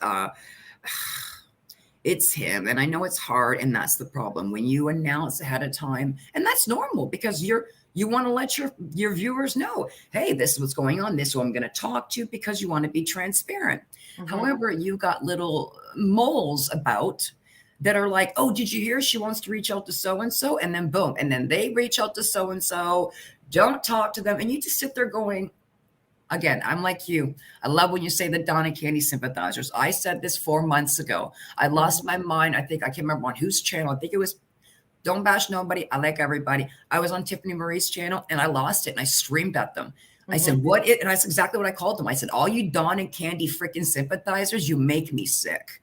I'm like, what is wrong with you freaking people? I'm like, I don't care. I know this whole "you're in America, innocent till proven guilty" crap. Listen, the whole world doesn't live in America. There's 198 countries around the world. Okay. So you can use some of your common sense on this. Okay. So when I would see these people that would defend them and stick up for them and even like swear at you and come after you, and you're like, listen, like, what are you doing? Mm-hmm. Why don't you spend as much energy defending their children? That's all I want. Yeah. I want you to spend as much energy defending their children. Defend them. The adult kids, the young kids, defend them. Why are you not defending the children? Why are you not defending the victims? Instead, you're defending the pieces of shit that got criminal records a mile long. Yeah. Don't care for the Don and Kenny sympathizers. When I see them, you clearly show me what you are, and what you are is you're evil. I'm sorry you are, because those two want, especially him, Donnie wants to go up the platform that he's a man of God, blah, blah, blah, blah. You don't know religion. You don't know God. Don, the closest you know God is his name on your money, and that's about it. And then there it is. And then they all go with it. Yeah. And it's like, what? Please. Right. Please. It's disgusting. So yeah, that's why you can't announce sadly ahead of time who you want to speak to, because you got the Benny Skis and the kitty kitties like out there. Like I said, you're going to call them and say, hey, don't talk to this person. Don't talk to this person. Don't talk to this person. Mm-hmm. And that's exactly what he did last night with Laura Perplexed. He did the same thing last night with her. Yeah. So right with Don there saying, oh, by the way, Laura wants to talk to you. Don't talk to her. Don't talk to her. She's Molly's friend. She's Bullhorn Betty's friend. You don't want to talk to her. And I'm listening to this going, oh my God, you're such a piece of shit. Shit. That's okay. You know what? They don't know us very well. They really, really don't, because unfortunately we could potentially just show up and get an interview face to face. I mean, you got to think, we are ballsy. We'll give people an opportunity, but when we need some information, we'll do what it takes to get that information. Yeah. That's the difference between us and couch surfer YouTubers. Yeah. And I think that's what happened. I think for Doug, I think what happened was I think he got scared and intimidated. I wouldn't be surprised. Yeah. I wouldn't be. I mean, think about it. Look at what look what Kitty did to you. Oh yeah. Coming down that hill and the Brian Ensign video, Brian. So I'm just saying, Dudley, I could just imagine that guy got a phone call or text message and got crazy freaking BK on the other end. I can understand the guy going, I don't want to deal with none of this. This is crazy. So I understand him being fearful a bit, or just being like, I'm out. Like, I got a family. I got things. I don't want nothing to happen to my family. So I can understand it. You got a crazy ass guy calling you saying, you better not freaking talk and blah, blah. I think for him. Yeah, but he's a kitty. Who gives a crap what he says? He's a kitty. No, I understand that. I mean, we spanked that. Know that. We made him look like a freaking fool. Well, we do, but people that don't know him at all, and they just get a random phone call from this aggressive jackass threatening him on the other end that says, I know where you live and blah, blah, blah. I can understand this guy going, oh, crap. Okay, maybe I won't get interviewed. I didn't know this was what this was going to turn into, that my life is going to be threatened now. I think he backed away because he was scared. Honestly, I do believe he was. Well, that wasn't what his wife told me. His wife told me exactly why he didn't, and it really didn't have to do with somebody calling him and threatening him. Okay. It had to do with another person on a panel that I was on, and it was bad. But it is what it is. I don't want to keep rehashing what caused what tanked the interview in the least. I don't think it was anybody's fault. No. At the end of the day, he got his feelings hurt and decided, instead of coming on and clearing his name, despite, having his feelings hurt, he decided, he didn't want the drama. And, at the end of the day, he's got to toughen up. I mean, he's in the middle of a pretty bad case. Last night I caught a 1 hour audio clip. Sweetie Pilo, wonderful channel I follow. Sweetie Pilo, I follow her along with Reverend Donna Serafina, and Sweetie Pilo managed to get a hold of Dudley, and she had a 30-minute phone call conversation with him, and she recorded it, and she released a 1 minute of it last night, just before midnight. She released 1 hour. She released a 1 minute clip or 2 minute clip last night before midnight, and then she's going to release the rest of the phone call today. And I can give you the link to her website, and she's amazing, Sweetie Pilo. And he just, like I said, she played the clip, And yeah, I'll give you the link to it. So he is reaching out and he is talking. I don't know why he flipped around and who he talked to, but at least he is coming out. And she did do a 30-minute conversation with him, and she did speak to him. And I'll show you the link to the video. And I'm just grateful he's speaking. That's all I'm saying. I'd rather he speak than be silenced for a lifetime, no matter who he speaks to, as long as he's speaking his truth. It's out there. Yeah. Yeah. And then people can say he's so quiet, he's not talking. Okay, no, his statement's out there. Now you leave him alone and you work on not somebody else whose statement or whatever is not out there, for example. Yeah. So and then we got some people. Okay, McGregor, it was a gal, I think her name was Robin. I tried to scroll up. I tried to scroll up to see your comments. I could not find them. You can repost the comments here or send them over to my email. And, put your YouTube name on there so I will find it when I close this chat out. Anything related to summer we want to have. So please do that. What else? Check IG, Instagram. Oh, okay. I will. I don't really check this stuff when I'm on here because I barely even get the. And I also saw my mother in here. Give a shout out to my mom. Oh, hello, Mom. Yeah, but don't tell anybody in this chat you're my mom because she's gonna suddenly reply, "Hi, daughter." No. They will. There's some trolls in here, and they will just attack you. So I did see her here, but I wanted to give a shout out to my mother, my sweet mom. I called her. I remember to call her, but I didn't remember to call my best friend. I'm a horrible friend. Horrible. No, you're not. It's like, dude, you saw again the dog accident, everything. You had so much trauma and stuff going through your brain. It just you brain farted because of these things. That's all it was. It wasn't because you sat around doing nothing, going, "I'm bored. Is there anything going on right now?" You were going through these crazy things last night. It just slipped your mind. It slipped your mind. I'm sure she'll understand. Yeah. Yeah. I'm very thankful. I hope the crap I dealt with last night does not pour into 2022. I am, I feel liberated today. I feel like I can help my friend. And, I know she's having a bad day today, but this too shall pass. I'm going to be, as soon as this is all over, can I get your email? They just posted it. Robin, they just posted it. It's bullhornbetty@gmail.com. Bullhornbetty@gmail.com. You can go ahead and send that to me. And then my best friend, she's working today until 2. And like I said, it's almost therapy for me to go into her shop and make pies. So, and I do it out of the love of my heart and to give myself a break from, all this stuff. And I do good deeds because I'm helping her out. That's nice. Baking is therapeutic for you. It is very therapeutic for me. Yeah. So she's helping me out. I'm helping her out. And it allows her to make more tips because she's able to be with her customers a little bit, better and not be, running. Because she runs this store. Literally runs this entire store. I don't know how she does it. I'm telling you, she's got it down. She can be making pies. She can be making sandwiches. She can be making the topping for she is just amazing at what she does. She's a one-woman business show operation. And it's so funny. Her son, I love her son. He's like my brother. He really is, because she's like a surrogate mom to me. My mom, I love my mom. Mom, I love you. You're not being replaced. You know that. She said surrogate. She said surrogate mother. She said surrogate first. Remember?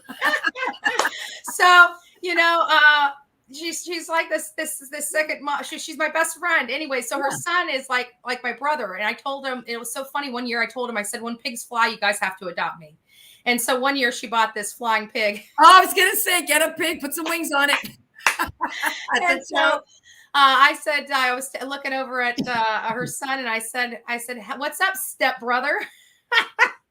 Oh my And anyways, long story short, he goes in there. He doesn't have his mama's gift. Mm-mm.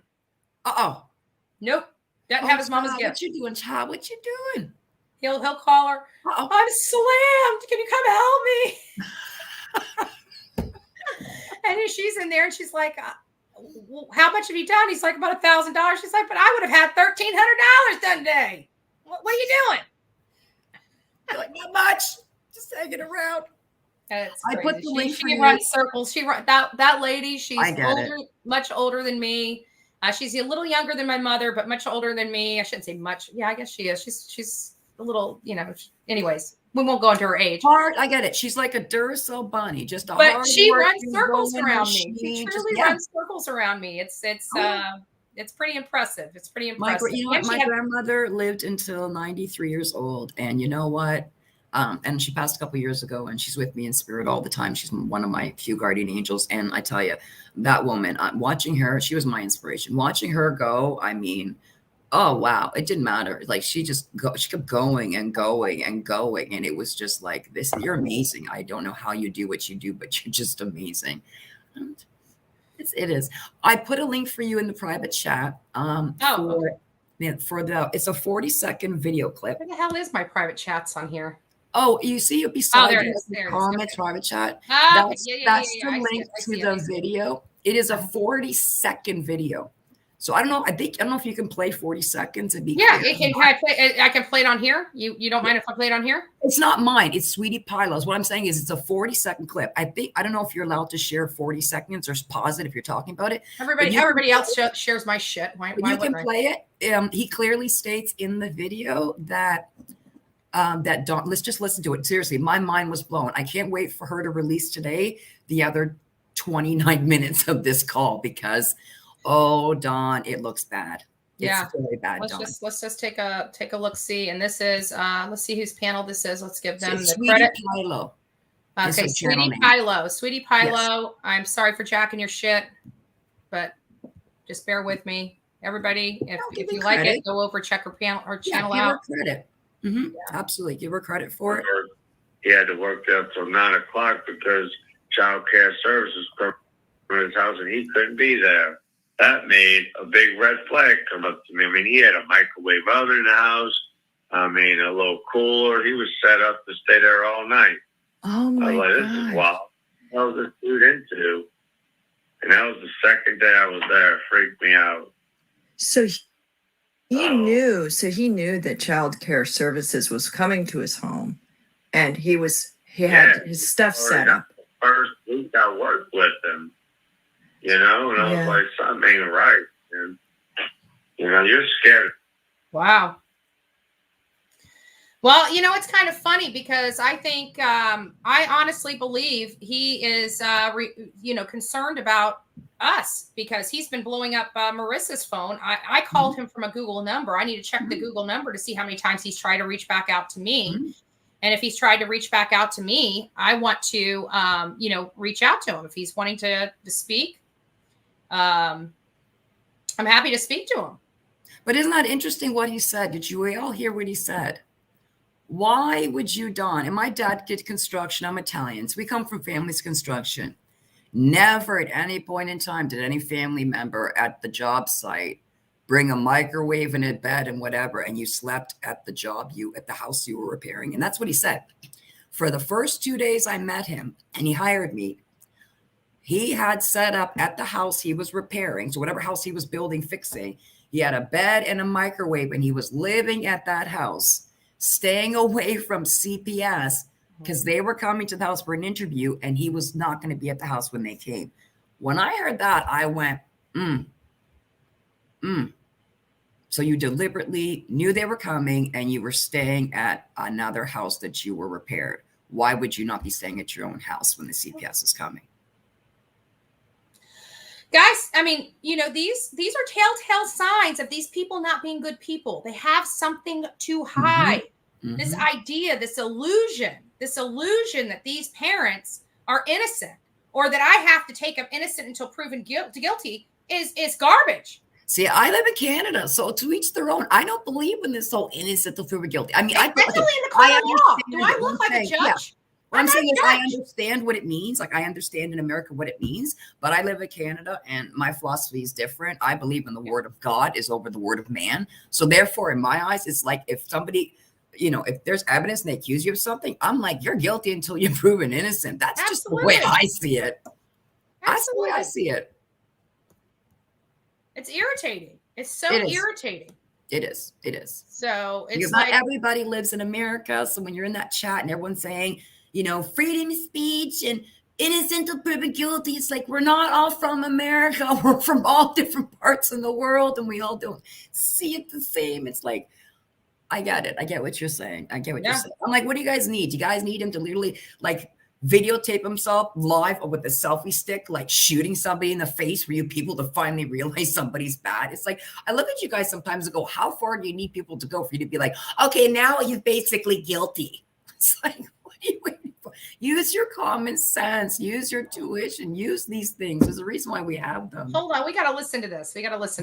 I hope nobody's on here. So let me, hold on, just listen. I'm going to bring the stream back up. Somebody sent this to me and I figured, look at this. Crystal Raina Lindsay arrested for tampering with evidence by Donald Wells. When was this? Apparently it was sometime, but by Donald Wells. Yes. So Kitty and Donald Wells obviously have this thick tie where they help, themselves out, ousting people, right? Whoa. So hold on, let's. Wow. I wish I can go back. But the Lindsay's his last name. So what is it? His wife is his, I understand it, but it's the same Let me last pull name. this off real quick. I'm going to start it back again. Hold on. Let me go back to the email and we're going to because that's his name. That's his last name is Lindsay. So what, did he snitch on a family member? Is that his wife? I'm confused. So it says Plano, Texas, woman was arrested in Dallas County for tampering with evidence. 37-year-old Crystal Raina Lindsay was arrested by Dallas police at her job, the boarding bungalow. Lindsay is a mother. Texas Department of Family and Protective Service was not notified of the arrest. No word, and I think he meant word, if Lindsay has an attorney. So it is Don Wells helping Kitty oust his own. Is that his wife? His wife? That's his wife, yes. The mother of his child? The mother of his child, yes. Oh my God. Are you serious? That's serious. Let's see what else is on here. I don't even know who's who. No, if COVID wasn't here, I would have been down there a long time ago doing an exorcism on this guy. Yeah. Buddy, COVID's here. Oh my. It's from allegedly. Allegedly is the one that put this up. But this is what is it? Hold on. There's somebody in here. Be that again. Andrew, please. Say that be that again. I'm assuming that there must be somebody in here. Is there somebody in here causing problems, guys? If my moderators are in here and say I don't know. Safari. I'm close to you. Let's just say I'm close to you, Safari. I'm close to you in Ontario. Yeah, I'm close to you. I'll say Toronto, close enough. Yeah. I'm shocked. Why would he do what? You know what? Like I said, BK had it. Kitty had this one video he did, and all he said was this one line. And when I heard him say this one line 4 months ago, I never forgot it, and it stayed with me forever. And he deleted it, and I don't care. And he literally said, "I am the skeeziest of the skis." And when he said that, I went, "Yep," and I took note of it, and I've watched him go. Skeeziest of the skis. Yeah. Really? Like trash. I mean, your own wife, the mother of your child. You will rat out the mother of your child. And let Don Wells help. Yep. Seriously? $74,000 is what he's looking at, but I know what he's involved with. He's only in this for the reward money. That's it. Why else would he risk throwing his marriage, his child, and everything away for money? Because he is the skeeziest of the skis. And guess what? You ain't getting that money. And you're a piece of crap to do that. Really? You would want that reward money? You wouldn't turn around and give that money right back and say, no, you know what? Keep it. There's more kids that are going to need this help. There's more searches. I don't want this donation. Please keep the money. I wouldn't take it. Yeah. Even if I knew where she was, I would be like, thanks for the offer, but no, thank you. Keep it with child advocacy or forward it to somebody else. You need to keep, no. I don't want to get paid for help. No. That's the only reason why he's doing this, people. That's why he has no morals. He goes one day from swearing on his channel to the next day being like, hey, guys, let's all be sober and let's talk about religion and let's talk about AA and let's talk about, and I'm like, you just need to, you're the world's worst actor. I mean, again, I'm a Roman Catholic. I can see bullshit liars walking a mile away because we were taught to recognize them. So Kitty is what Kitty is. And well, there it is. Yeah, Don and Candace on last night. And I thought that was funny. I'm like, why are you up drinking coffee at 11 o'clock at night? If you ain't partying, go to bed. Yeah. Go to bed. I'd go to bed. Thank you. You know what I mean? If I'm not going to party for New Year's and I'm tired, I'm going to go to sleep. That was nuts. Yeah, all the people that are coming in here, Happy New Year. Welcome aboard. We got almost 700 people in this chat this morning. So Happy New Year, folks. Happy New Year. I'm blessed to have every single one of you here. Yes. I was supposed to be, with all the drama that went on last night, I was supposed to actually be helping look for Ruth, and actually would put my big girl panties on and as tired as I am right now, and go out there and help if I really believe she was out there. There's just something's not sitting well in my gut with that one. I kind of feel like she left the area. You know, she was picked up. The dog scent ended at the main street. We spoke to somebody that had cameras and told us that she never came down that road on foot with that camera. Right. You know, the camera, they looked back, the police had them look back, and we talked to the gentleman that had the cameras eyeballing that road, and she was not walking down that road. So she disappeared. We do not believe. Yeah, I know Jonathan's out there. Well, you know, I think he's out there with Caribbean Kool-Aid for a long time. And this was okay. I'm gonna speak truth, and I am gonna speak truth, even though I don't have a receipt for it, and I wish I did. But I would like to discuss and talk about something with you because this has been on my mind since December the 22nd, and I just don't know what to do with this. And this isn't about drama. I'm not talking about let's bring up drama. I'm bringing this up because I honestly and generally don't know what I should do. But again, I'm one of those people that also, like I said, I always believe that, you know, I'm meant to be where I'm meant to be. Like, because again, I always see and hear things and I just go, why me? And I just go, shut up. That's the way God works. He puts you where you need to be and to see what you need to see. It was late December the 22nd. I caught, talking about another creator, don't bash, but I'm speaking. I caught Jenna live, Jenna Heyman.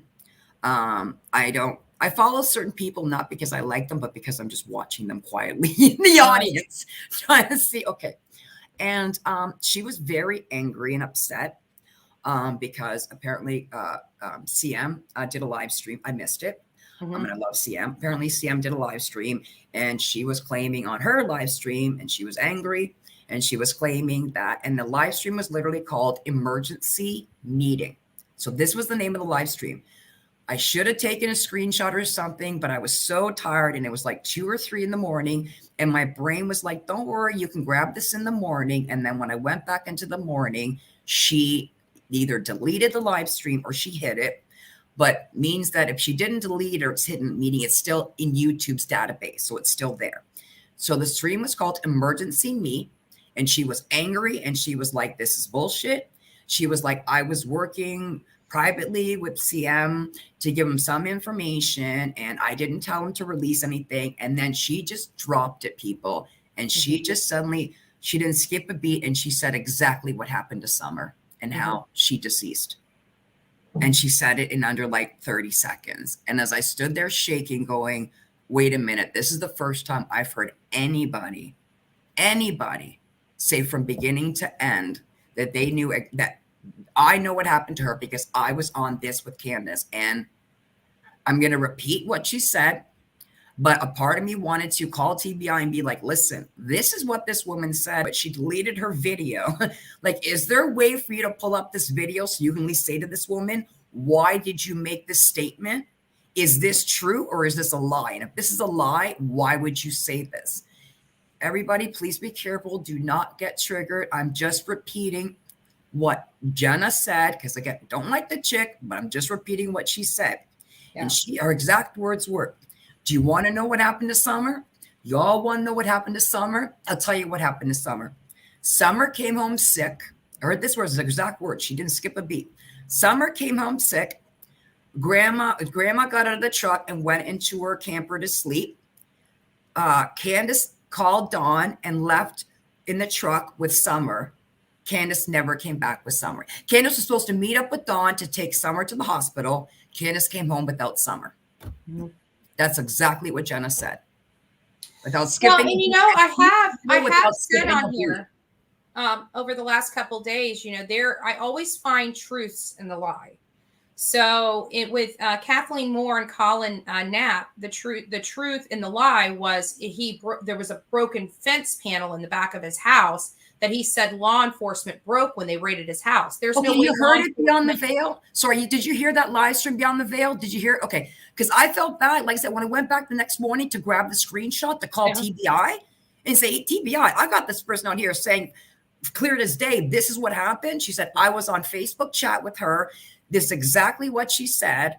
And there it was. When I woke up the next morning to get the information to call TBI, she deleted the video. And there's me. Now what do? I know what I heard. I know what I saw come out of her mouth. I know what I heard. What am I supposed to do now? I would have still called TBI because even though they delete these videos, that YouTube has the metadata. They can get a warrant and get these videos that were deleted. That's what I want. Because who would say something like that? Who would come out and literally say that? Like I said, she said she know how she passed. She was sick. And there it was. Summer was sick. Her exact words was, Candace came home. Summer was sick. Grandma got dropped off. She went to go sleep in her camper. Candace called Dawn. She was going to meet up with Dawn to take Summer to the hospital. Candace came home without Summer. The end. That's all she said about the story. And there's me. Okay.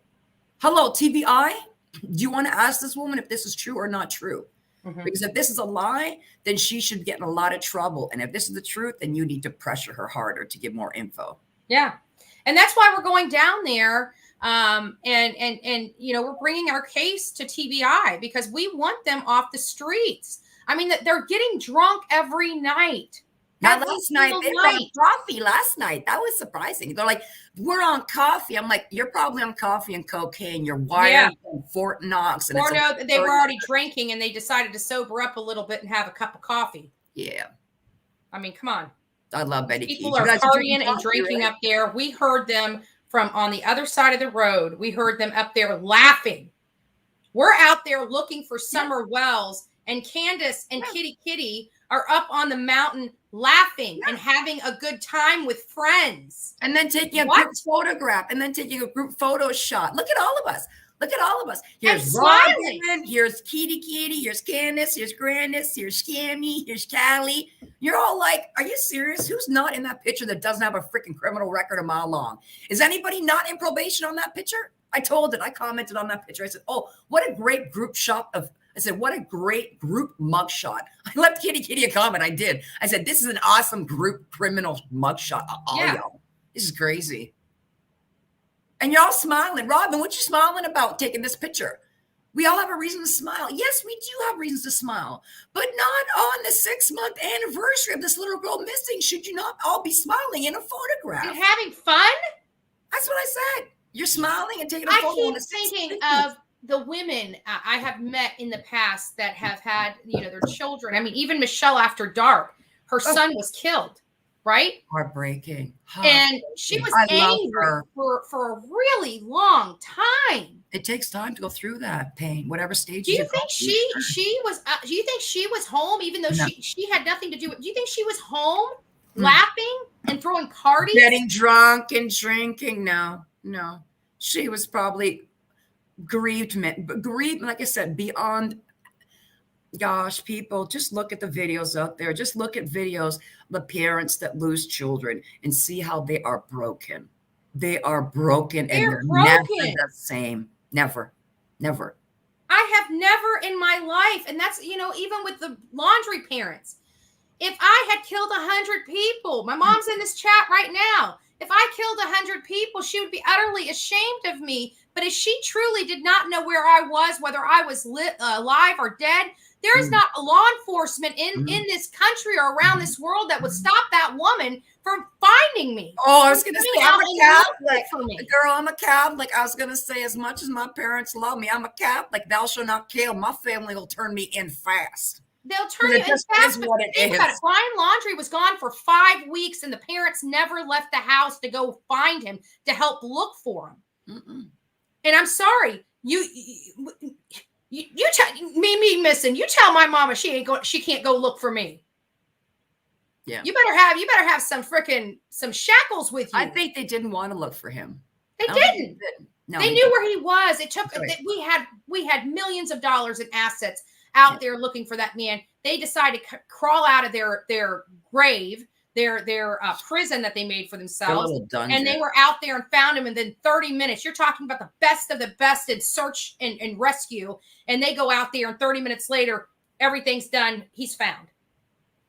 No. Oh, quick question. Okay, how do you think Summer got that sick so fast? I believe that Candace pumped her. I think Candace gave her some of the edibles or the druggies like she normally does. I Or don't. something, I think she maybe. went underwater. And I I think think she ma- went under.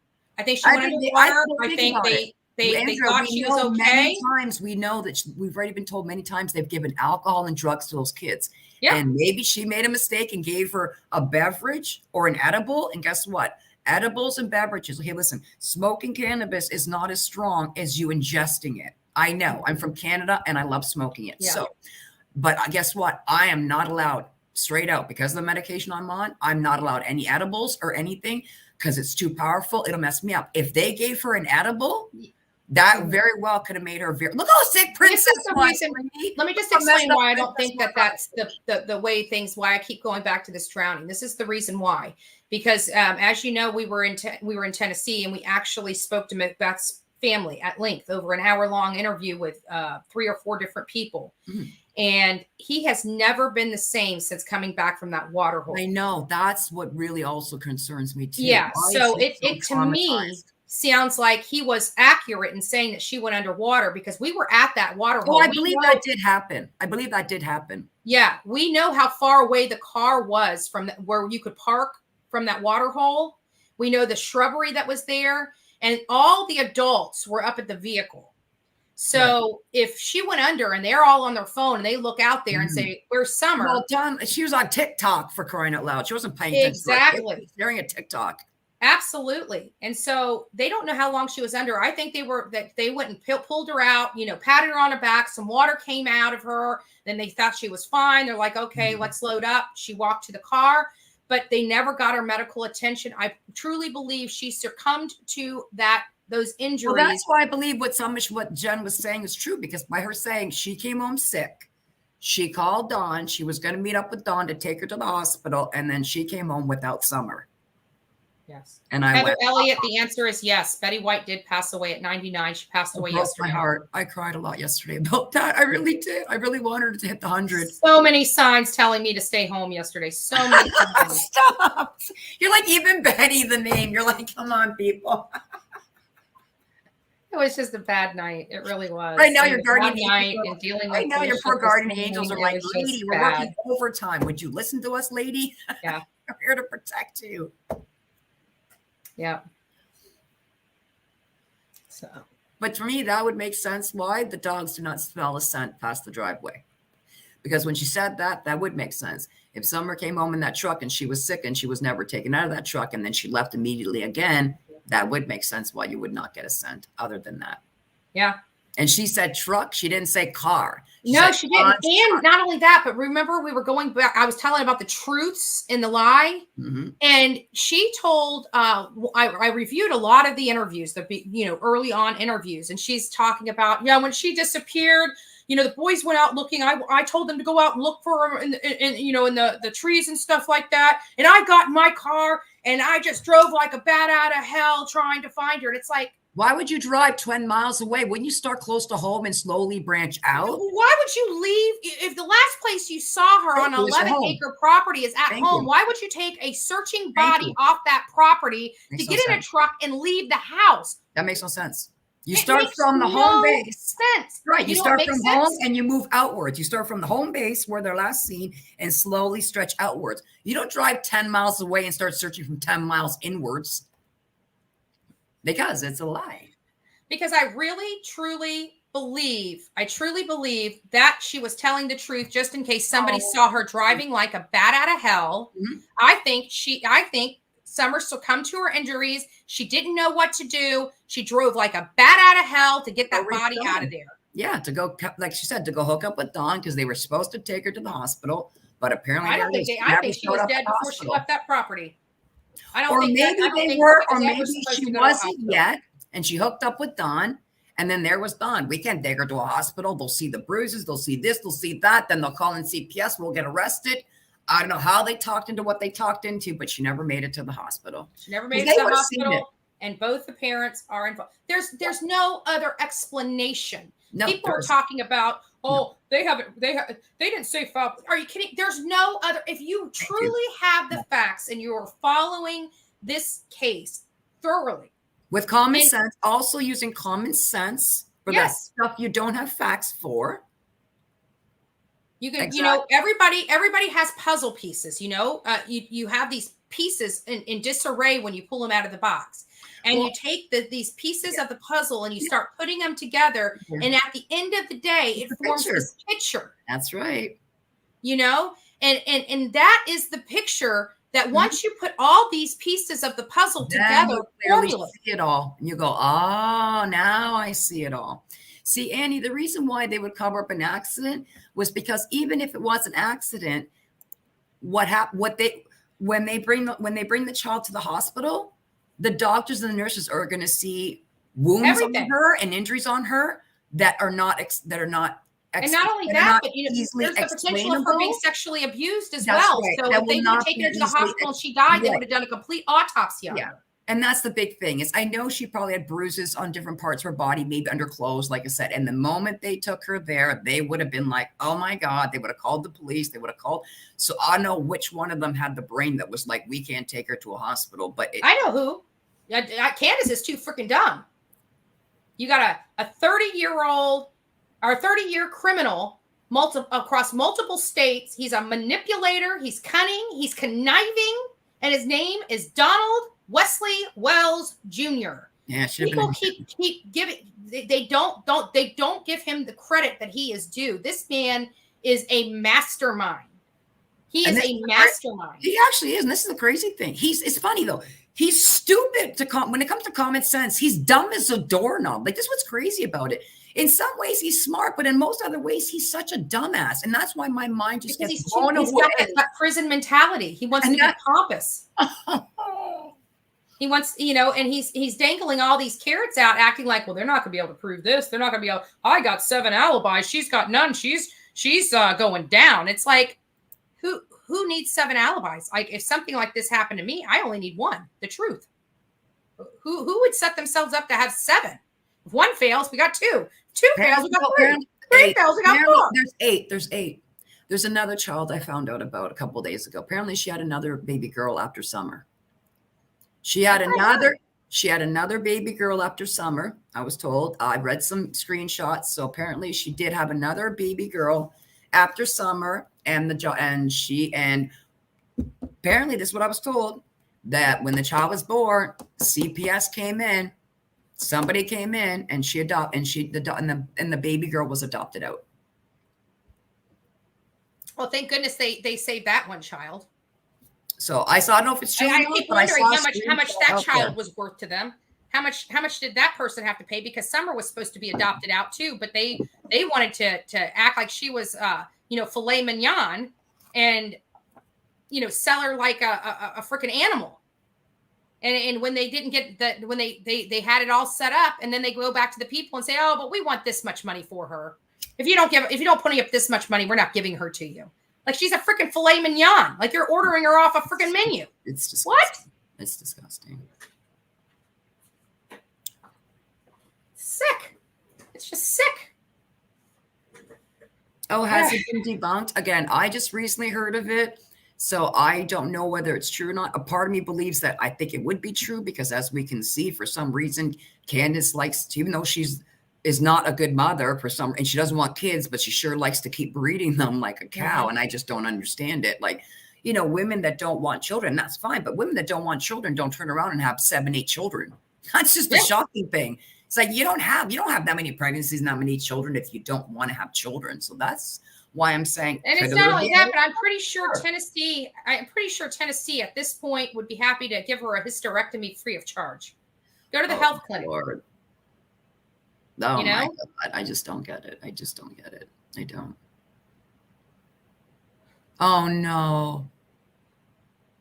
Oh my God. What is wrong with these judges? That's crazy. Why? Why? Yeah. Why? Mm-mm-mm. Mm-mm-mm. Heather, I believe the same thing. I didn't believe it at first. I thought it'd be too Oh, I risky. believe the same thing too now. Yep. But now that I've had an opportunity to see how desolate the area is, I definitely, without a doubt, believe that she was moved one time when Candace flew out of that house like a bat out of hell the day she went missing, and I think they went back after the search and everything was done and over with. I think they did it before the search, because when they came back after that second search with not even a hair, I went, okay, yeah, they moved. They definitely moved her. They definitely have moved her. And then I heard Donna Serafina's latest reading she did. And when she did the reading there, she is, why are they even searching near the house? She's nowhere near the house. She's on the other side of it. And I'm like, oh God, here we go.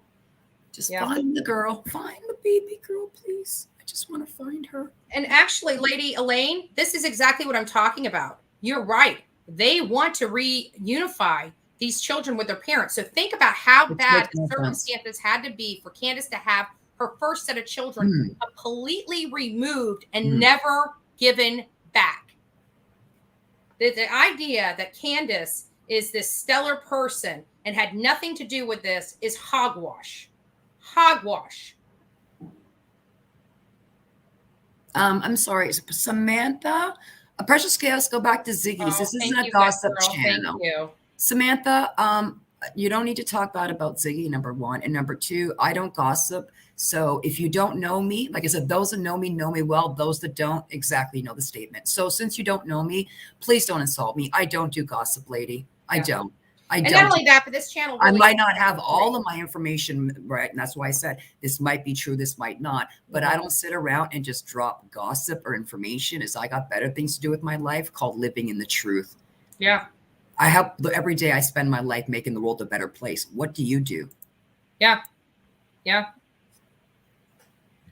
What is this? Just let me go back here. Previous boost travel, older children. What? Yes. Yes, absolutely. That girl, absolutely. I haven't confirmed, but I heard that she hit her son so bad she may have done something to his brain. But again, I have not been able to confirm that. So right now, that is just if I heard speculation. it was her or if I heard it was the partner that did it. I heard the child was hurt that way, but I don't know if it was her that did it. Yeah, but we got information from the daughter, Candace's daughter, Candace. On some posts on Facebook. We took pictures of those, and she was describing some of the abuse that she heard about. Oh, you did connect with the oldest daughter. Oh, we did not connect with her. We just pulled some posts, found some stuff. Right. And so it was very, very well written, and it was that Candace did it because she was trying to blame it on Andrew. And she was trying to she went as far as telling her daughter that he forced her to use drugs. So Andrew would be her first husband then, correct? Yes. Her father. Okay. Oh, wow. And I'm thinking, whenever I was out there, nobody forced me to use drugs. Thank you. Next. Nobody forced me to nobody forced me to do that to myself. I did that all by myself. I stupidly did too. Boy, did I ever. You know what? And at the end of the day, nobody pulled me out of it but myself. There it is. Yep. I don't make excuses. When have you guys heard me come on here and make excuses? I had to deal with shit that went on in my life. I had to deal with it. I had to deal with it and grow from it and decide whether I was going to allow it to keep destroying myself. And I chose better. I chose better. You chose to live. That's just what I chose. Absolutely. I wanted to live. That's what I chose. I chose I ain't going out in this lifetime by something like this. This is crazy. I'm only 18. And I was 18 when I had my instance. And I was 18. And I haven't touched hard drugs since I was 19. Two of your mods won't leave me alone. I'm leaving. Moonshadow, which mods are they? Why are we having mod issues on this channel?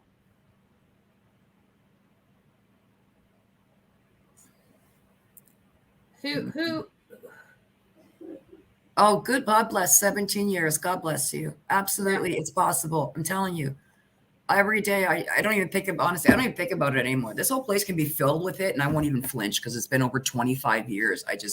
Next, like I said, it just ain't going to happen. And there's just nothing that will ever tempt me to ever go back and risk my life like that ever again. I was graced by God to still be here, and I'm not going to slap his hand away and slap his graces that he gives me.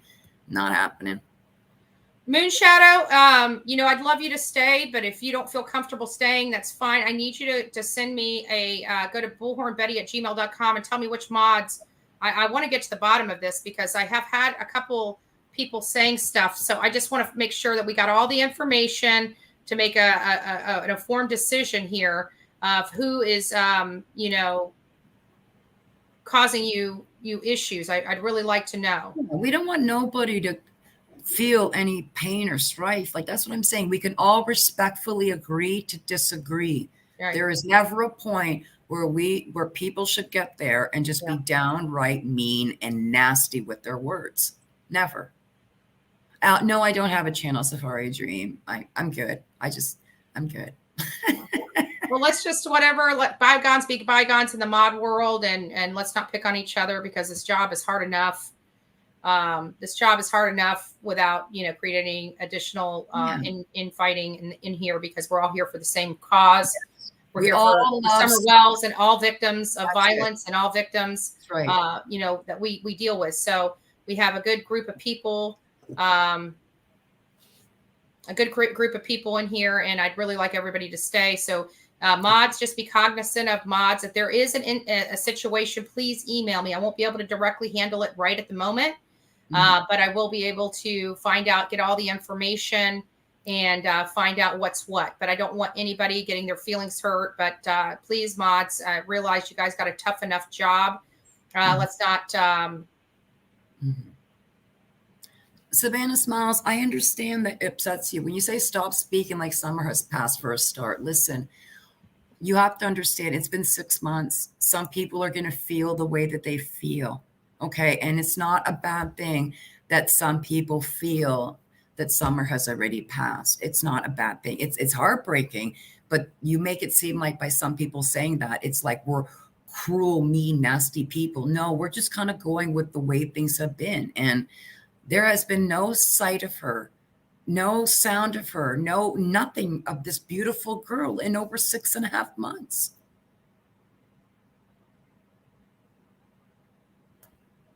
The stupid computer. So I mean, don't get me wrong. Nothing will make me happier than to find that she's there and she's found and she's saved. That would make, again, I will cry tears of joy. But I'm also going with what? Remember, Don was the first one to say his own daughter was dead. He was the first one to say it 2 weeks after she went missing. So I'm just saying, it's not like people are saying it because they want to hurt you. People, as time passed, they just start to feel it inside of them going, and it's not a bad thing. I know it's heartbreaking, but again, it's not a bad thing. People are not bad for feeling this way. They're not. Okay. Like I said, nothing would make us more happier to be proven wrong, that she is well, she is safe, and she is okay. But I'm just saying right now, with the way I feel and the way things, sadly, I feel that, yes, this is what we're looking for. We're looking for somebody that I believe is not here anymore, only because the way this is looking, it's as if an alien abducted her. There is just nothing. We can't find a piece of hair. We can't find we can't find nothing. Absolutely nothing. Yeah, it's insanity. It's insanity. Yes. And we had an interview with him ourselves in the room, and I said, he was talking about the atrocities in other countries, and I said, Don, I'm not. Yeah. I didn't come from Florida. I came to Florida to help reunite you with your daughter, and he said, there's just some evil in the world, and da da da da da, and I'm like, what? I remember Candace saying the same thing when CM interviewed her at the watering hole. And he asked her, and he said to her, what do you believe happened to Summer? And she said, I believe Summer was abducted. And then he said, what are the chances? Just calmly, he said, what are the chances? And she just went from 1 to 100. She goes, Well, it happens all over the world every day. And I'm like, wait, what? All Mhm. around the world every day, you're telling me little girls are taken from their basements? Oh, I can assure you every day around the world, little kids are not taken from their basements. Yeah. So I what she can guarantee was that. mad the way she said it. She got angry. She's like, it happens all over the world every day. Mm-hmm. And I'm like, no, it doesn't. But try to convince me you think this happens every day around the world. Yes, children go missing every day, but they don't get taken, like you claim, from their basement every day. That girl, that's a good possibility because I know blunt force trauma takes a while. Sure. If she Especially if she hit her head underwater. Hit the night before or even a 2 or so days before and was slowly succumbing to her injuries. So it doesn't necessarily mean that incident had to have happened that specific day. Mm-hmm. Or she even could have hit her head when she was under the water. Yeah. Maybe there was, come on, look at all the branches and the woods and the rocks we saw sticking there. She could have very well maybe hit her head as well in the process of the drowning. She could have hit herself there as well. And as the time kept passing, she kept looking worse and worse and worse. And, again, they should have just taken her to the hospital, but they're criminals. They wouldn't have done that. But that's exactly what they would have done if they were people that were truly living by the word of God and not living by the word of man. They would have took her exactly to a hospital and not cared about what happened to them. Just made sure that baby girl was safe and was going to be okay. Yeah. They just didn't care. I mean, at the end of the day, I'm going to put her thing up because I want people to see it. Mm-hmm. Keep hitting it and then hitting it again. That people don't realize that is so true. And I remember one time, my brother-in-law, for my marriage, this crap marriage that I'm trying to get out of. Yay! Congratulations! Isn't it awesome? I've been waiting for literally 6 months for an order of the court just to say we're divorced. I mean, we argued over nothing. I gave him we signed everything was done. Like the day that we filed for divorce, everything was done. We had lived in separate rooms for 4.5 years. We decided it was over.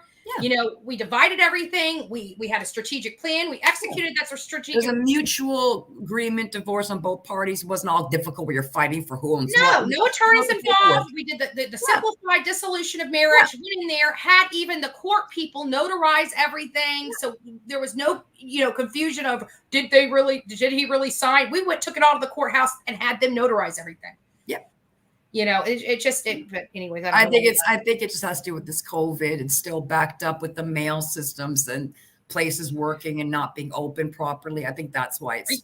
I just want to be divorced from him. I just want to have the paper. I mean, I haven't lived with him. Hello, anybody here? There he is. Honey, stop lying. Let me out of the basement. He's like, let me out of the cage. But he raised his daughter himself, one of his children. He was a single dad, and as a single dad having to be the doctor, there was none of this nonsense of abuse or anything. He was a good father to that girl. He loved his grandchildren. Mm-hmm. You got good people. He did not come from money. This man he was dumb as a box of rocks. And he didn't come from money. And he was a good father that had a home for his daughter. There is no excuse. There it is. Yep. There's no excuse. Mm-hmm. And but anyways, getting back to that, where I was going, my brother-in-law was in a motorcycle accident, and he was on a motorcycle. He didn't wear a helmet or anything that. Yeah, and they were fine. And I was at the Strawberry Festival with my husband at the time, and I remember I was calling. It takes us like an hour and a half or something to get back from the Strawberry Festival, and so we were calling and found out he had not had a CT scan. I remember calling, and I jump over people. Like I just go straight. What do you mean no CT scan? Guys, he wore no helmet. That's the first thing you should be checking his head. That's the first thing you should have done. Like he's been sitting in this bed, and I remember calling the charge nurse, the nurse in charge, the head nurse of all the nurses there, and saying, I'm coming from Plant City, and I'm telling you right now, I don't want to be a problem to you guys at all, but I can guarantee you, if for any reason I get there and he still hasn't been down to CT, I said, holy hell is going to break loose. And I said, you know how brain injuries are above anybody else. You are above all these nurses. I said, it may not happen right now, but within a half an hour to an hour, his brain could be popping out of his skull. It's true. He could have a bleeding, anything, a pressure in the tongue, bleeding. I mean, that's no brainer. I thought for sure they would have been like, what? He didn't have a helmet on? Okay, right into I see. Let's go. Let's scan this beginning to end, head to toe. Let's scan this whole body. Oh, wow. I pray everything was okay with your brother. Oh, he's fine. Oh, He's thank fine. God. Okay. And if he did do anything with his brain, you wouldn't have been able to tell anyway. So we're good. You're like, he's fine.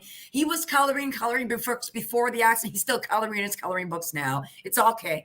And when he talks, he still makes no sense. So we're good. Okay.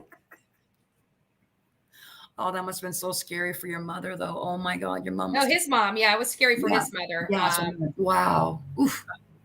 Never thought of that, but you know what? Maybe we should have a divorce party on here. There When you I go. finally get the paper, we're going to invite you guys all on a live, and we are There it going is. to have a divorce party. I am so ready. I am so A bunch of single so divorced people ready to mingle. yes. You know, maybe I need to have a singles mixer too, because I tell you what, I am just Senior, you're not that old. Stop. I'm not that old. You're and making me feel old. Older.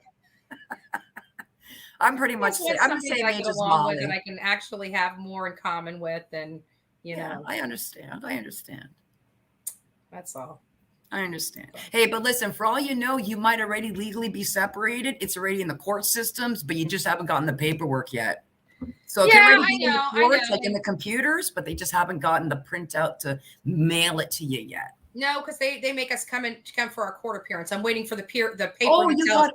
Oh, okay. For us, they just mailed it to me. Okay, for me, they just. I'm hoping that's what they do. I'm mailed hoping it. they realize there's nothing here. We both Yeah. signed all of our rights Yeah. away to each other. I mean, Yeah. he quit claiming me the Mhm. house. I mean, our house Yeah. was paid for. I paid Yeah. for our house. That's why he didn't argue with me about it. I paid for his damn business. I paid for all of his business equipment for that matter, but I gave it to him so I didn't have to fight him over this damn house. Mm-hmm.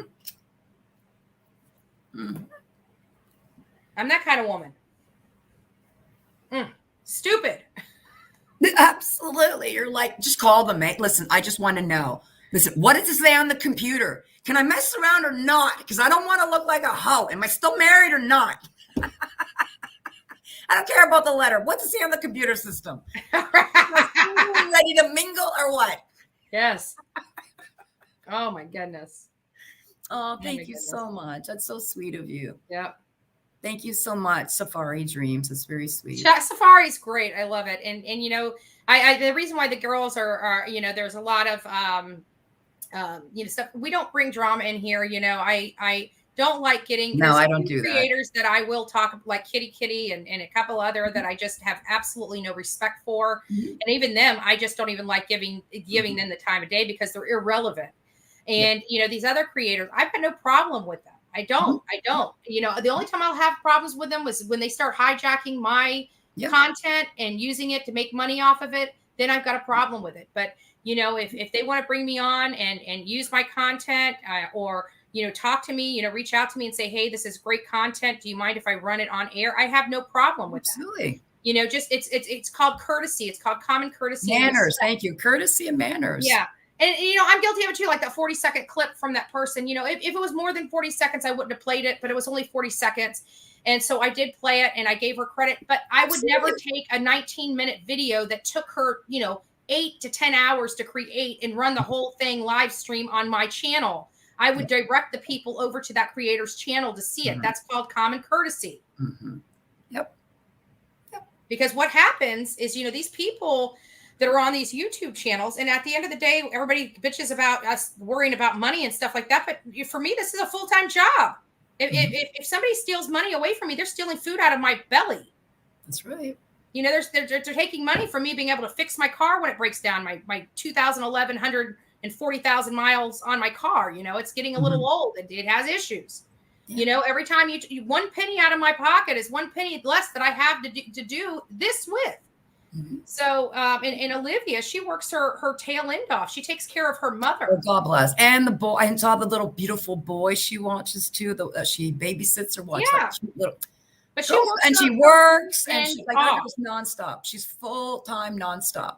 Right. And so when somebody goes and live streams, it just says, oh, well, I Steals gave her her credit. stuff. No, It's I not, get it doesn't matter about credit. Yeah. You drive people to her channel so she can get the advertisement. That's right. You know, because that stuff does help. Yeah. It helps.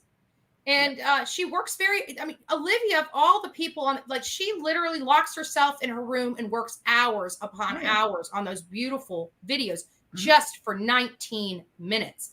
People that don't do that work have absolutely no clue how much time and effort goes in for a beautiful production like that. And just to go on her channel and to steal it, and then have your super chats and your super stickers being given to you, and you send her hundreds of dollars, and then you send her $20. I mean, that was a little, I mean, I appreciate, you know, something's better than nothing. It's just that I just wish somebody would have thought about that before she did it. Ahead of time. That's it. You Just, know, hey, man, please use some of lesson your learned to content. everybody. People make mistakes, folks. Okay. Nobody's perfect in this world. Nobody's perfect. No. We can't go and go with pitchforks to everybody that does stuff wrong. You know, people do honestly make just honest mistakes because they just didn't think. And we just can't go and be nasty to every single person that makes an honest mistake. And, you know, I have to say that the person did try to make right by it, apologize. You know what I'm saying? And everything. So that's the best. That's the best thing. And I truly believe that they were truly apologetic. You know, if that just got, you know, was like I do too. Yeah. I do too. So it's like no big deal. And we have to learn to get over it. We have to learn to be ducks, and we have to let things roll off our back. That's right. And I have to do it on a daily basis too. And I have to have forgiveness for people, and I have to shake it off. And even when I'm frustrated and I just never want to hear that person's voice again, you know, I still have to realize that, you know, we have a unified goal, you know, helping these victims. And as long as what they do is not so horrific that I can't, you know, I just can't work with them anymore, or can't have anything associated with them, I will, by all means, always take the high road and try to squash that squabble there is, so we can get back to work, because the squabbles in our business have no place. I mean, we are dealing with real people's lives. We're dealing with real stories. We're dealing with real trauma. We're dealing with real victims here. And, you know, there's enough drama just in that alone. We don't need the extra chaos and drama that sometimes us YouTube creators do create. So I don't listen. These people are crazy. I don't even watch I watch television. I don't even watch dramatic shows on TV because I can't stand it. I can't even stand watching dramatic movies or television shows. Why the heck am I going to participate in the real world if I can't watch the crap on TV? It drives me crazy. I always thought I was going to be a drama star. So. I used to watch drama, you know, when I was younger, and I did soap operas, but I haven't done soap operas in over 30 years. That's the last time I watched drama. That's about soap operas. That's it. Exactly. My life got the way it went. My life is, like I said, there's me. I don't need drama in my life. My life is hectic and crazy as it is. I don't need to make up crap. Are you kidding me? There's enough crap going on. Yeah. Yeah. No, thank you. And then there was also people were asking what your channel is. You've got a channel yourself, don't you? No, I don't. Okay. I mean, I have a channel, meaning in this sense where I'll talk to people, but I don't upload videos or do live streams. And that's the reason why, because people are bullying and nasty and they're mean. And well, I'm sensitive, and I'm not going to put up with it and find myself going down a live stream crying, going, you guys are just like so mean. That's the last thing I want. And then y'all got recordings of this. So it's like, I'm just not going to do it. I'd rather just trust certain panels and know that when I go on their panels, I'm safe. But I just don't want to hit it on my own button. Yes, Moonlights, I would be willing to do that. Yes. Unfortunately for me, I worked with them. Oh, shoot. I left my work and came and built the company up so we could, you know, I could continue my political activism and stuff like that. And I literally, you know, the night times was the best times because we slept in separate rooms. Like he took the front of the house, I took the back of the house. So I was in my room or in here in the office, and he was either in the living room. There it is. I love you. Good night. Good night, Billy Bob. Good night, Billy Sue. I know. And it was like, you know, and when we worked together, we actually, you know, when we were working together, we were very professional. I mean, we didn't have any chaos. We didn't even argue. We were just over it. Like we just didn't, you know. Yeah, we acted like roommates more so than husband and wife. I get it, like friends and roommates more than a couple. Yeah, I get it. I understand. Yeah. And I was just, you know, I was turning, I think 40, 41 at the time. And I'm Yeah. just like, you know, this is not where I want my life. You know, I'm done. You know, I'm too young to be in this dead end marriage. And I want just, a nice I needed young something guy more. about 19. No, I'm just kidding. Yeah, but I wanted something more. I wanted somebody No, I that get I it. literally had so much in common with that I Yeah. could just gel with and enjoy myself with. Yeah. And, you spend the know, rest of my life with them. Yeah. I yeah, you understand. know, just hang out, you know, just really have a friend, you know, that we enjoyed everything together. We were all part of the same thing, but that just never seems to work out like that. So it's like, you know, Well, good for you. We I only mean, live I one did, life. I have had a couple dates here and there, but nothing. I'm out of the dating world. I can just honestly tell you that even though I'm going to be freshly divorced here, hopefully soon. You know, our marriage ended, you know, 5 years ago. Yeah. Yeah. You know, and it's like, you know, I after 5 years, you're kind of ready to have the right one, but it ain't happening. Yeah. So I'm just going to sit here until it does. Everybody says That's when you're right. least expecting it, it'll It's happen. going to come. It does. Yeah. When you're searching for it, people, I swear, when you search something about the trick about when you're looking for it, you don't find it. But when you ain't looking for it, surprise, here it comes. It's the way it is, isn't it? Oh, hard to see. You crack me up. I love you. I love you. You guys crack me up. You know what? I was telling a friend the other day, I'm like, you know, the one good thing about the whole YouTube stuff is that, you know, I'm never alone and I'm never lonely. Like if I'm sitting in bed and I'm getting all bent out of shape that I'm home alone, guess what? I just come on here and do a live. Or if I see one of my friends like Marissa, if she's on live, I'd never go live. Oh, thank you. We all want that. We all want. I know she will be, just because I really, I trust, and I know without a doubt, Reverend Donna Serafina does have a gift from God. She was born with this gift. Mm-hmm. And I do believe her readings, no different than I believe Laura Oracle. And when she clearly states summer will be found when an arrest is made, and she said that like 5.5 months ago, I do believe that's when she'll be found, is when an arrest is made. Yeah. She clearly said when somebody is arrested, they will lead, the person arrested will lead them to where she is. Yeah. That's all I'm waiting for. Get them handcuffs out. So I got a lot of girls in the same boat with me, man. I tell you what, I just it sucks, you know, when your marriage goes downhill and you have to accept. But I gotta tell you, I prayed on it before I approached him for the divorce. I really did. I prayed for weeks. I even fasted to make sure. I slept with my Bible, you know, because you take your vow seriously, and you want to make sure if this is what it isn't, I want to make sure I'm not making a mistake, because what I said, I truly meant it when I said it. So I understand that. I mean, I dropped weight like crazy. Just before I even approached him, I lost 20 pounds. And it was like, you know, I've been sitting here, I've been praying on it. I said, when are we going to talk about the elephant in the room? And he goes, what elephant? I said, when are we just going to call it quits and just actually get the divorce? I said, there's nothing left here.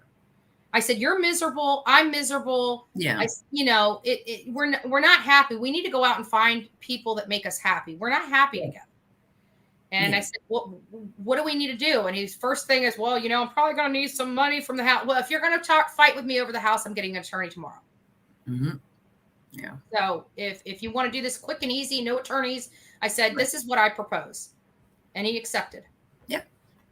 Yep. So it's fair to be what it is. What I came into the marriage with, I take. What you came in, you take. What we built together, we split 50-50. Yeah. There it is. Walk away. Yeah.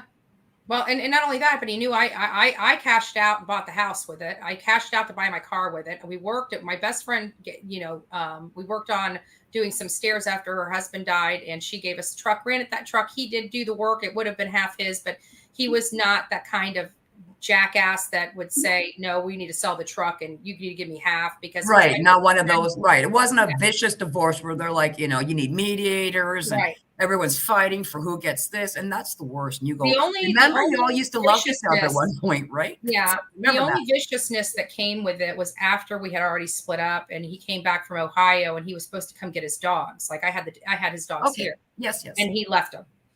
And I'm stuck here with 3 dogs running all over the country, all over, you know, going to all these different meetings. These dogs were stuck outside in Florida heat because I couldn't have them in the house because I was gone 8 to 10 hours a day. Yeah, it's too hot. You can't. Yeah, no. It was you could tell that they were not happy. Mhm. And so I had to rehome them. I had to. And I wanted to keep them all together, but nobody's taking 3 dogs. Sad. I understand. That was the hardest thing. You And did what shame was, on but him you for did what putting was me in that best for position. them.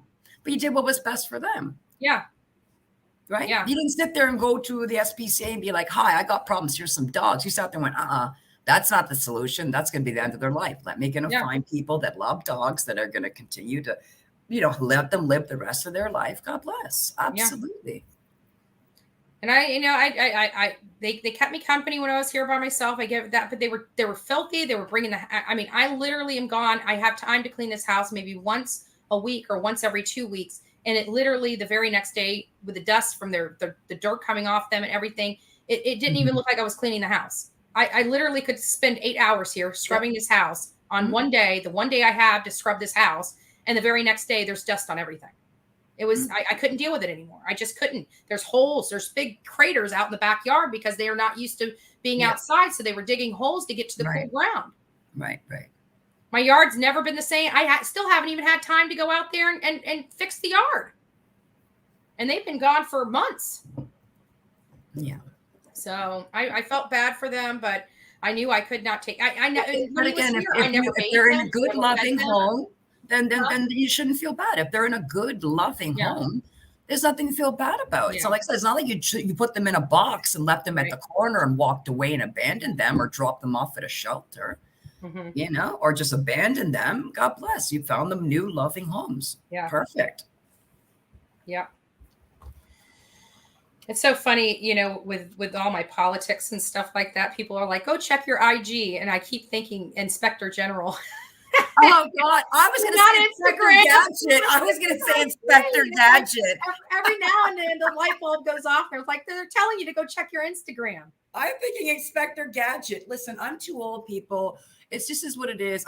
When I say too old, I'm in my 40s and I feel like I'm 90. Listen, I am too old to learn new technology. I am not going to do Snapchat and Instagram. There's so many social media platforms out there. I just can't do it because I would run on Instagram. I would have no problem if StreamYard had the icon for Instagram without me having to go and do all this technology crap with the RTMP stream code or whatever it's called.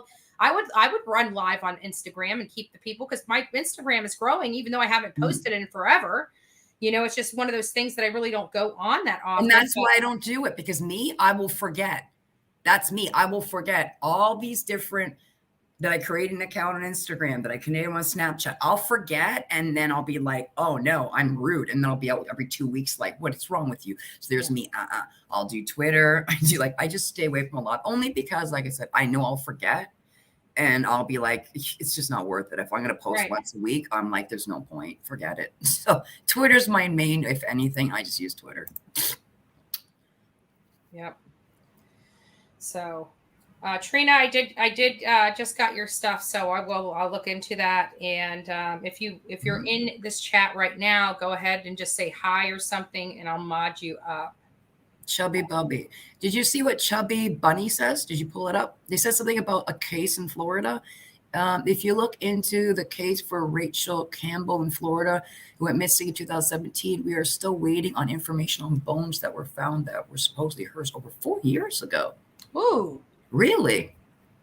Have you heard of this case? I have not heard of this case. I'll look into it because that's something that we can definitely start applying pressure, at least to get some information about. Well, yeah. Why wouldn't you say whether the bones are hers or not hers after 4 years? Yeah, I have to take that as the truth that, because they DNA does take some time to get back. Sure, but not 4 years. But not 4 years. No, it takes a couple months, but not not that long. Wow. Yeah.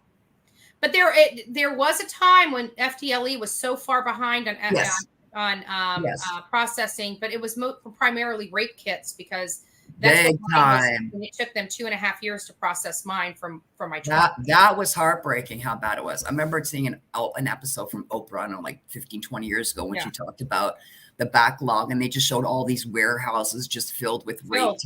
And my heart was breaking going, oh my God, like these women have no idea. Yeah. I was like, these women have no idea that their samples are sitting in a freaking warehouse.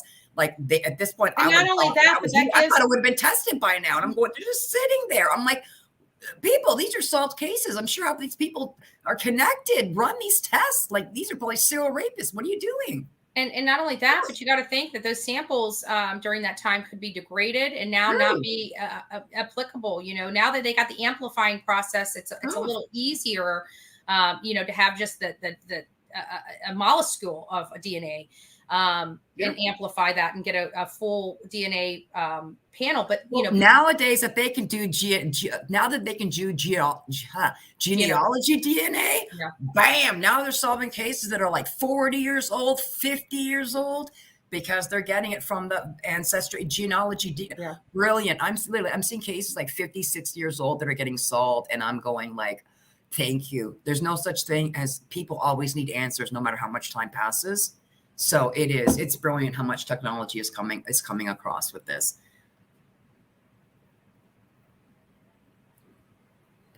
But look at the live. Kitty Live. He slips up, putting Don Wells there that day when everything. Oh, yeah, we were trying to confirm that because we heard he went to work. Well, we got confirmation he did show up to work. And then we got notification that, that he had left at some point. That's what I heard. He left between 3. I was told between 3 and 3:30 he left. Just around that. I don't know what time that was, but yeah, I bet he did slip up because, that's the bad thing about a lie is you need a lie to cover up a lie, to cover up a lie, to cover up a lie. Like you get yourself confused.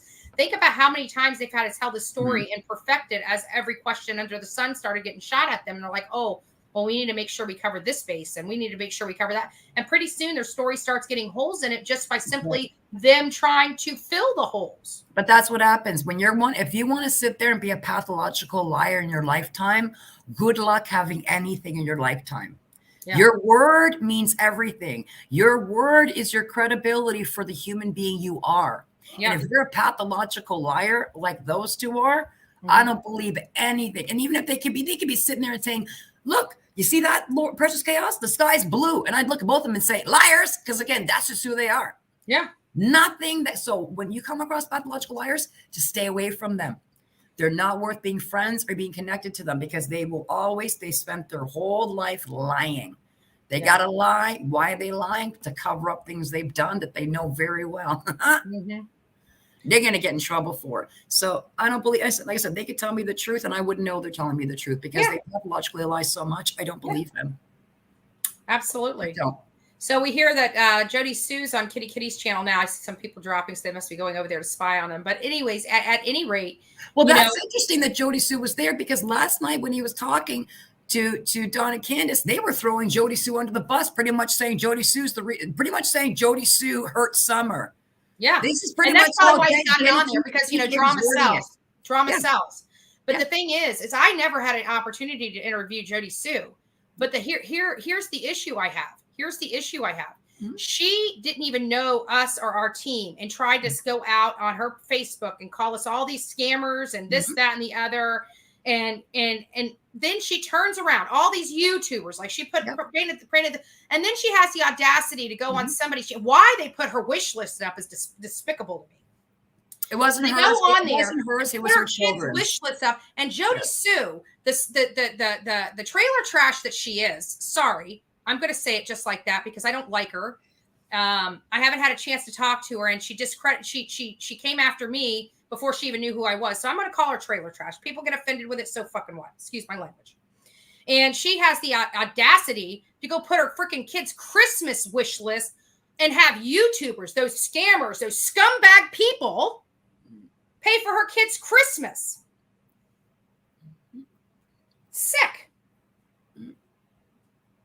Yeah.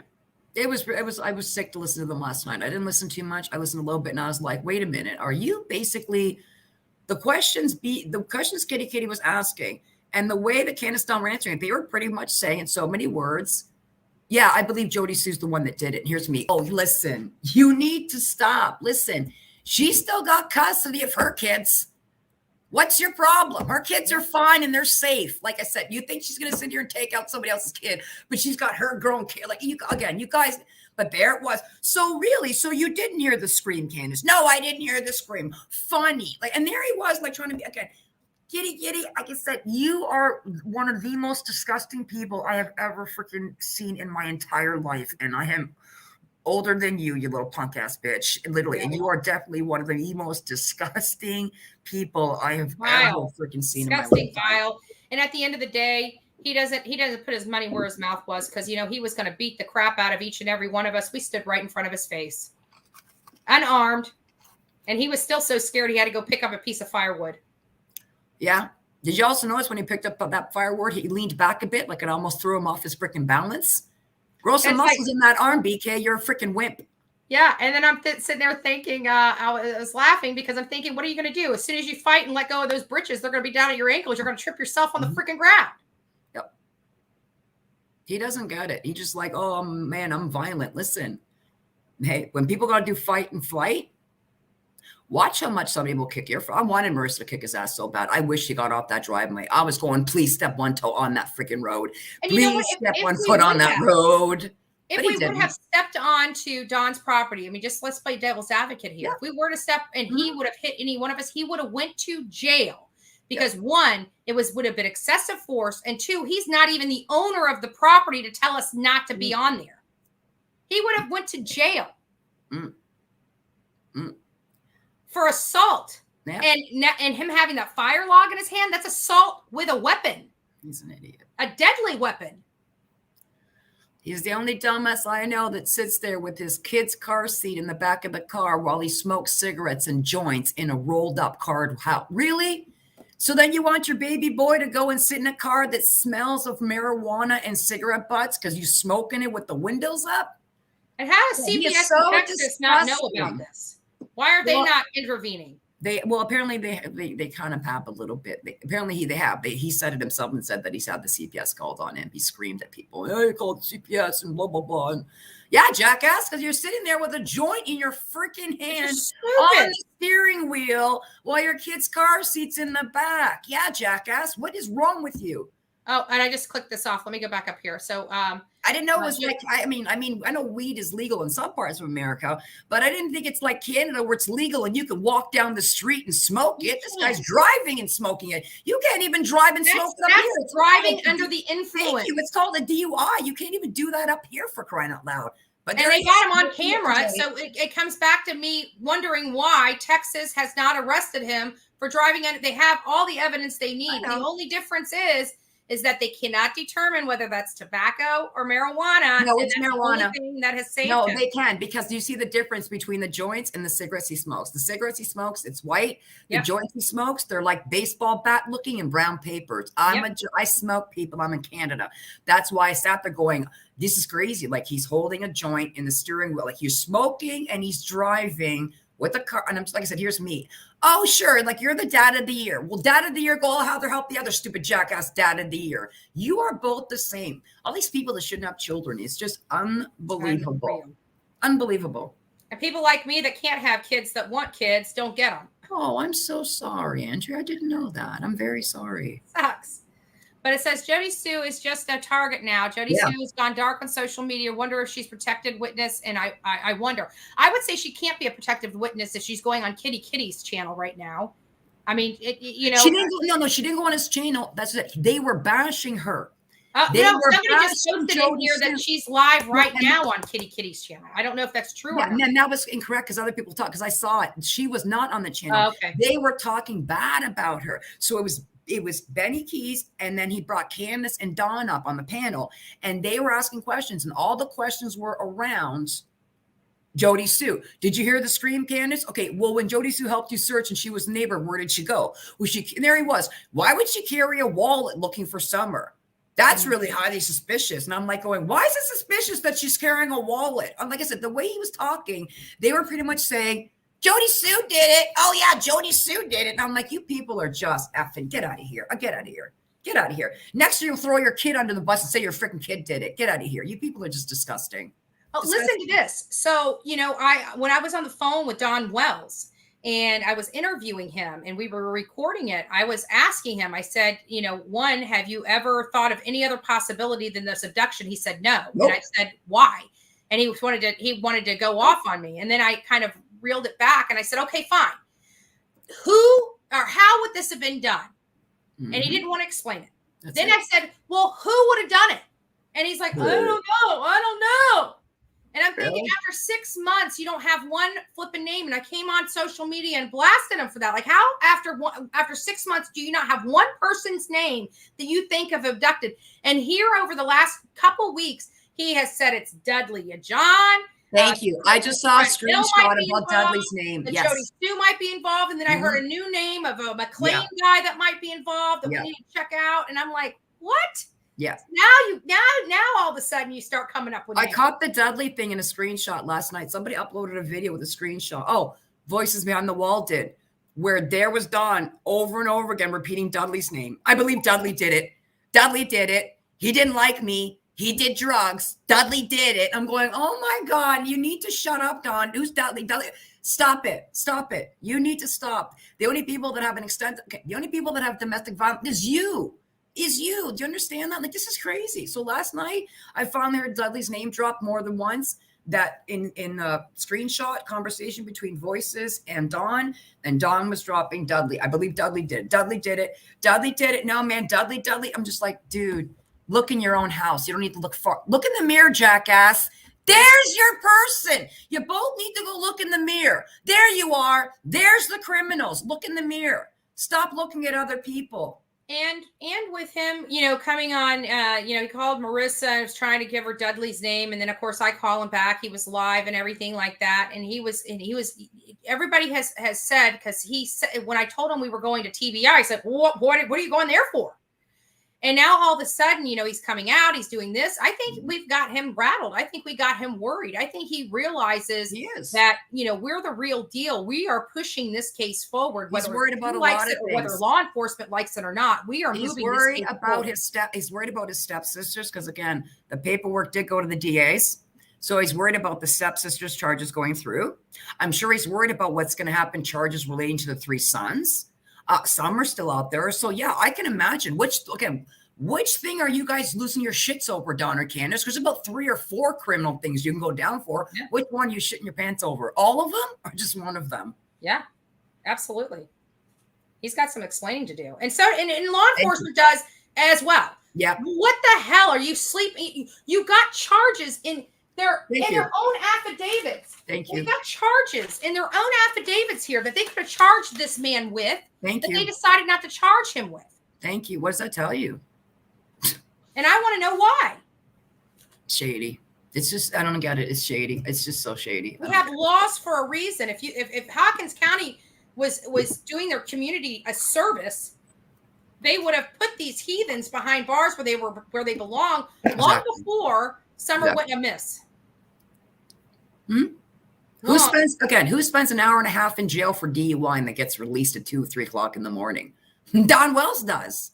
Then he gets back at 8 o'clock. Like I said, here's me. How you tell me this guy sobered up in an hour and a half that he can drive home? Really? That's pretty impressive. Really impressive.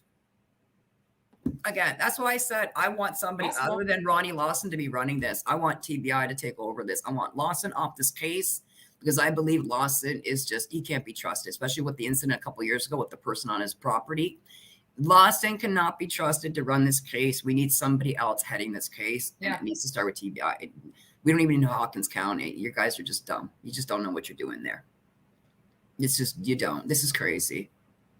I see you. Send me some over. Send me some over. Oh, and Kitty's live right now again, bashing and talking bad about Jody Sue. So are we surprised Kitty's up right now talking live again, bashing Jody Sue? And the worst part about it is we could have helped Jody Sue and she decided to go out there and throw us under the bus when she didn't even know who we were. Mm-hmm. And then she comes on and has her hand out for donations for her Christmas. Mm-hmm. Yep. Wow. It's just. So guess what, Jody Sue? You made this bed you created. We could have helped you. We could have helped you. We could have stood beside you. We could have taken this douchebag down for you. Not even help. You could have protected us. We could have protected you. Yeah, we could have protected you. Just desserts, baby girl. Just desserts. Just desserts. Oh, I know Lawson's a criminal. Like I said, with this whole crap that some girl was found on his property and he's still a sheriff. Again, TBI. Somebody needs to, like I said, they need somebody else running this case, and it can't be Ronnie Lawson. It can't be this guy. He's just a jacket. I don't like him. From the moment I saw him, I went, this guy is just giving me a shady feeling. I just don't like this guy at all. And then we liked him, when we went in there, his detectives, we sat and talked to his detective for, I think between like 4 hours, 3 to 4 hours over a 2-day period. And they sat down and talked to us. Very nice guys. I mean, they seemed very concerned and wanted any help that we could provide and give them, which we turned over a lot of stuff to them. Mm-hmm. And at the end of the day, mm-hmm. We asked if we could talk. He didn't want to talk to us.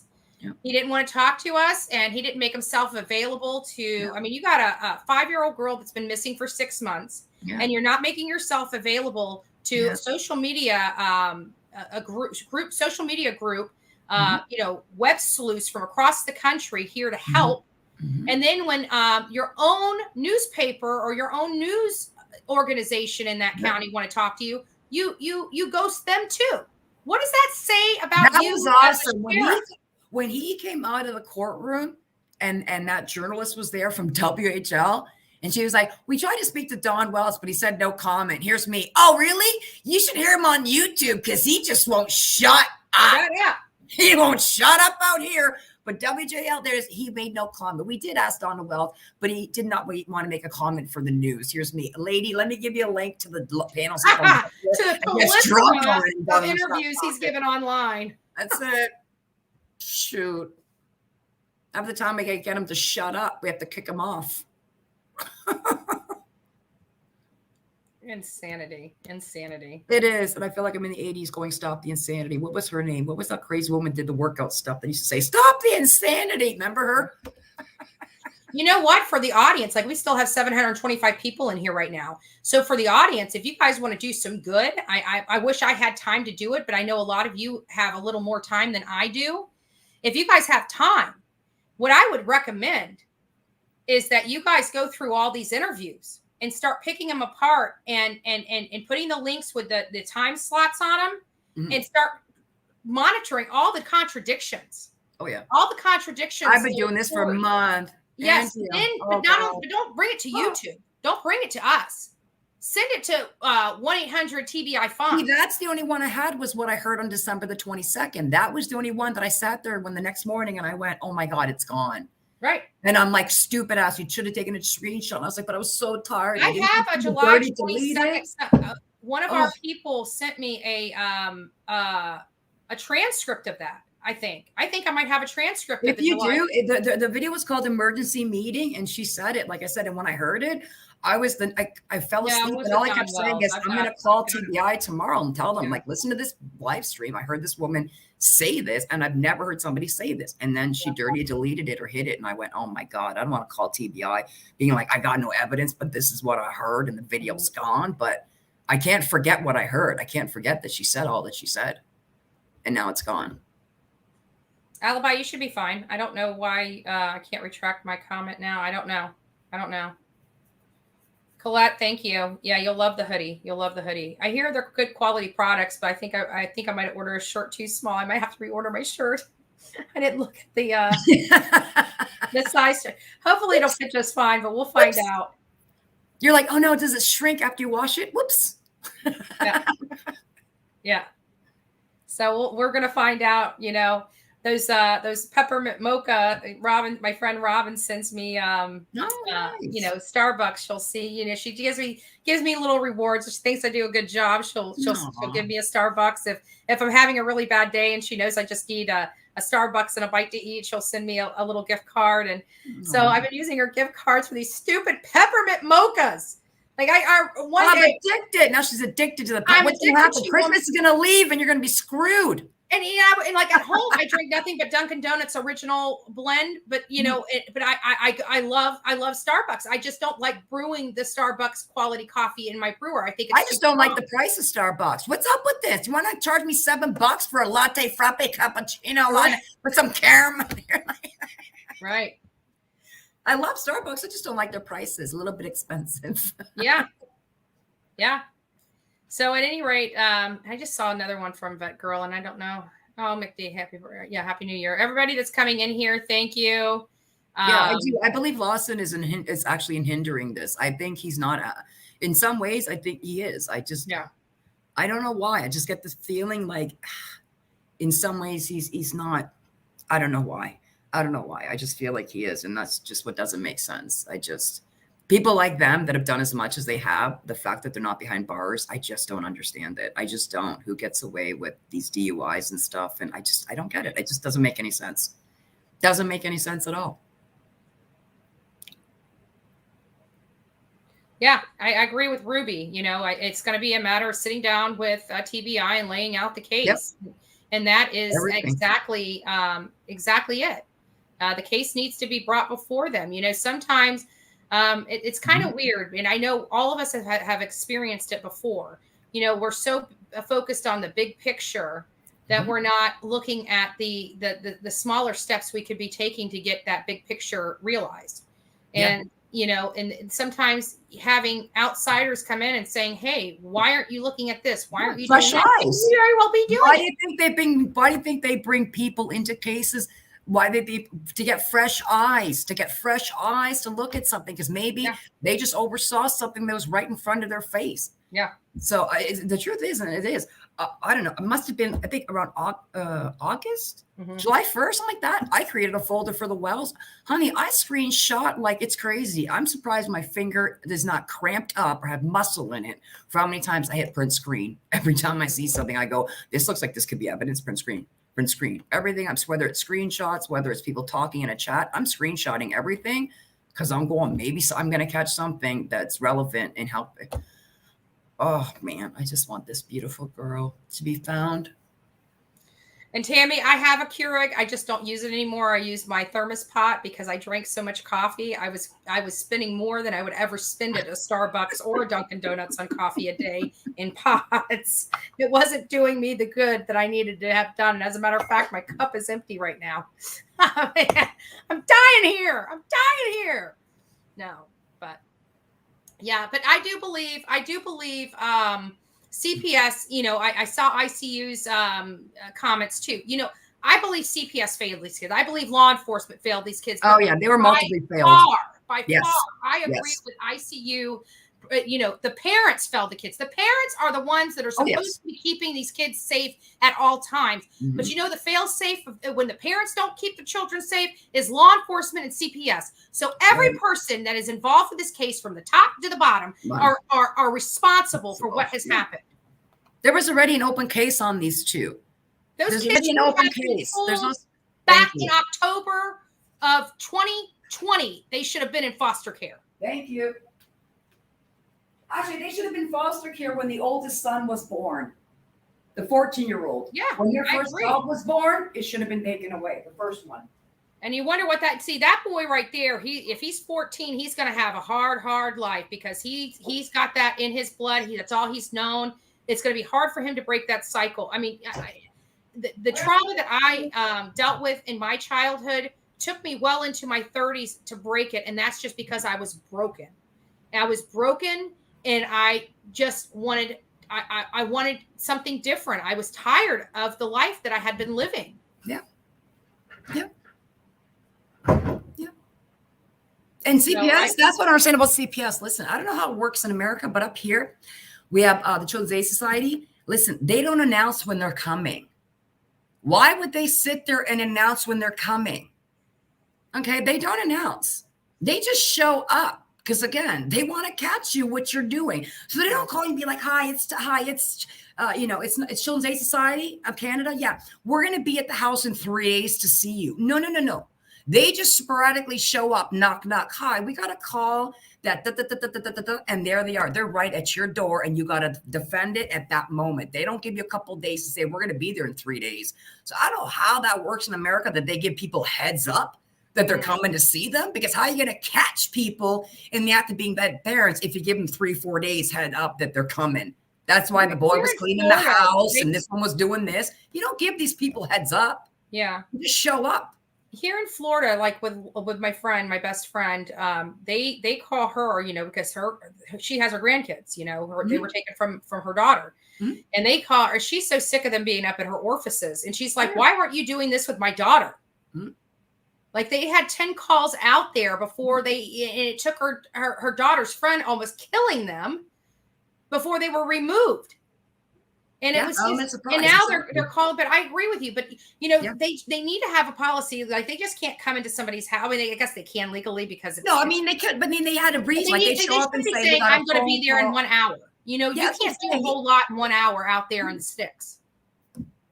Yeah, that's what I'm saying. And so for us, like I said, they don't give you a heads up to be like, they show up at your door. Hi, we got a phone call that, anonymous tip or whatever, phone call that we heard that you're not feeding your children, whatever. Then you got to let them in and they got to clear it up on the spot. There's nothing where they call you and say, hi, we got this information. We're going to come and see you in 2 days. Because again, bad people know what to do. They know to clean up the mess and fix it up. So again, we're not going to give you a heads up. They just show up. Can you believe that house was so bad they couldn't even fake it? Even with all that notice, they still couldn't fake it. The house was disgusting. I know. And this is the best. This is what I don't understand. You left one kid behind to clean that freaking hoarding, filthy, disgusting mess.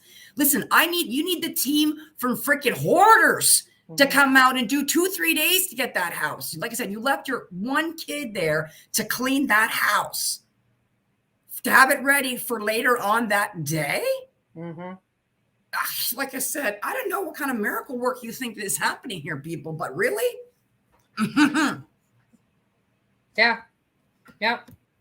She was so failed. Absolutely. It wasn't one thing that caused this situation. Multiples. It was multiple failures across the system. This is what the worst case scenario turns out to be. Yep. And you know what? At the end of the day, it comes down to if law enforcement would have just done their job to begin with, this child would be safe and she would be alive. Both I still believe CPS and law enforcement, both CPS and law enforcement. If they did their jobs, all 4 of those kids would. Well, think about it. If law enforcement would have arrested them when they were supposed to have arrested them, CPS would have been involved a lot sooner. CPS would have been involved a lot sooner. Even though CPS was involved when they were involved, they should have pulled the trigger and taken these children immediately until that house was cleaned up. Yeah. Immediately. That was not an environment for children to live in. That is not a safe and healthy, clean environment for anything to live in. I don't care that those 2 want to live in it. I'm glad they're living in it. You should live in it. This is your piece of shit of a dive, but your children should not be living that way. Yeah. Yep. That's horrible. I'm God bless. I was raised in a spotless house. I don't know how my mother did it. With 3 kids and a husband, I came home to a spotless house. My mother was amazing. I mean, spotless. We had a traumatic childhood, but the one thing we didn't have was a filthy house and no food. Oh, I did too. We were well clothed. Yes. We were the family that looked perfect from the outside. Thank you. Oh, that was it. And we look good on the pictures. We're all smiling. We all look alike, but really we're 5 strangers and it was nasty. It was so nasty. But like I said, at least I can say, that's right. I had clothes on my back. I had food on my table. I was always clean. The bills were always paid. Nothing ever got turned off. Every time I wrecked a car, Dad bought me a new one. I didn't come with a golden spoon in my mouth, but I did have a nice brass spoon in my mouth. No, I was raised with hard work ethics. Yeah. And that's exactly what I have. It's hard work ethics. You want something, you go out there and you work for it. You don't steal, you don't con, you don't lie, you don't cheat. I'm a Catholic. What's wrong with you people? Yep. It's crazy out there. It's crazy out there. It's a crazy world. And, like I said, I feel like I broke the cycle. I feel my dad, my dad did the best he could with what he had. I mean, I don't want to discredit my father, even though we don't, he made a lot of mistakes, but he came from a broken home. He was in foster care. He didn't have all the, the good family environment. He didn't have the thing, he did break the cycle of his family because all his family members, they were in foster care. They were in and out. He'd be damned if his kids went into foster care. He'd be damned. Yep. He provided us the best life he could have provided us. It was just a destructive life because he never dealt with his childhood. It was the best he could do. It was the best he could do. Yes. But he never dealt with his childhood trauma. That's right. Which caused him to drink a lot and caused him to do a lot of, ugly That was things. my dad. Yeah, that was my dad. He was a functioning alcoholic. And boy, when he got mad, man, we did. I remember times that were every day you got hit. Every day you got hit about freaking something. And it could have been the stupidest thing. You could have been just in a bad mood and you got hit for it. You're like, you wouldn't even ask anymore. You'd just be like, okay, keep walking away. He had a lot of outbursts, just things would be fine, and then boom, they weren't fine. We could say one thing that would just set him off. Oh yeah. And being with 3 girls, I mean, you got to think, my mom, my sister, and myself. It's rough being with 3 women. Or 3, a woman and 3 girls. We have all the, emotional stuff, the girl stuff, the feelings, and we're not the tom. I was a tomboy because I was like, I think I was his own son. I was a tomboy. I loved it. Yep. I love to work. I love to go to work with him. I love to learn the electrical trade. By the way, guys, yes, I know how to do electrical work too. Drywall, electrical. I was gonna say I can do my brakes on my car. Oh God, he forced me. College educated. Drywall. He taught me drywall, tiling. I'm like, Dad, why are you teaching me this? Come over here. I'm gonna teach you how to build a house. He told me 13, 14 years old. He told me when I was younger, he wanted to make sure I didn't need to rely on a man for anything. That's exactly what it was. The best thing my father has ever given me in my life was knowing that, giving me the ability to do things for myself and not have to be, do I want to do them? Of course not. I'd much rather want a man to do them. But if I have to, I can do them. That's right. You're not stuck and screwed going, oh my God, I need to pay somebody to come in and do something. Like I said, I hated it when I was young, but then as I got older, I looked back and I went, all right, that was really smart. Because like I said, I don't need to hire anybody to do this work. I can do it myself. Are you kidding me? I had a slab leak. Do you know how expensive slab leaks are to have fixed? I did my own slab leak work. How fun. It was horrible. The concrete cut me up, but I couldn't afford to hire a plumber. It's like this water's gushing out from under the floor. Like, give me a freaking jackhammer. Mm-hmm. That's it. Open this up. Insane. I'll be right back. I just need to step to the back. Vet girl, that's good. That's a good question. And that's why we need Dawn and Candace locked up. At least Dawn. Dawn's going to court on February 7th for the DUI. And if we can get him away from Candace, Candace can't keep her legs closed, right? We all know that. She bops every Tom, Dick, and Harry. He's going to be sitting in jail knowing that she's out there screwing anybody and everybody, especially for her drugs and her alcohol, because she doesn't have money coming in. And he's going to be so pissed off. He's not going to want him to be the only person in jail. He's going to want to take her down too, because that's the kind of mentality you're dealing with a Dawn Wells.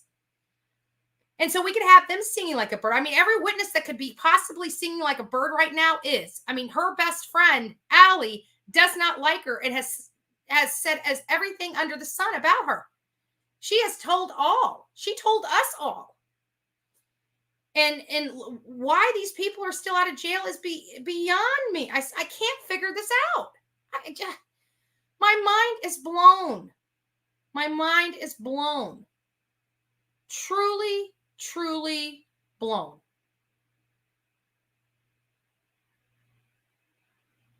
It is insanity. Thank you, Catherine. Thank you. Thank you. I want TBI to explain it to me. That's what I want. I want Hawkins County or TBI or both just to explain it to me. Explain to me how these jerks, these criminals, known criminals, 30 years, both of them. I mean, we have Candace's mugshot from when she was a teenager. In and out of jail, both of them. Across multiple states, both of them. Candace has been arrested for beating her first set of children and getting them taken away and never given back. How do these people, how are they able to still go to the Family Dollar down the road 5 times a week? How are they able to sit up on their hillside, dump, and get drunk? How is that possible in this America with all these laws? I jaywalk and I go to jail. What the hell? Law and order, people. Law and order. it's just, it gets me. I don't know how many other people in here, but this hearing this just gets me freaking pissed. Like, I'm angry. I'm angry that there's a 5-year-old girl that is missing, and we all, at least some portion of us, believe she's probably not on this earth anymore. I believe that 100%, but I don't want to discredit those that have faith and believe that she's still alive. But there's still a part, even in the ones that believe that she's alive, that there's a potential that she's not. With all these laws in America today, every year we get more and more restricted laws.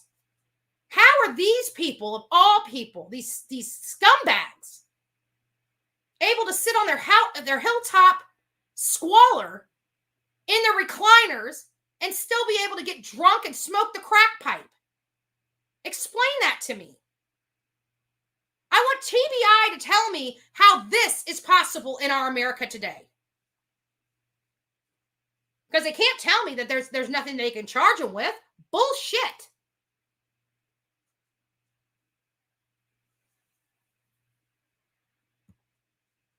It's a bunch of hogwash. I mean, I'd hate for a Florida girl to go up there and school them on their own law. I'm angry. And I tell you what, if we did find Summer, our team, if we did find Summer, that reward right there would be going to the boys.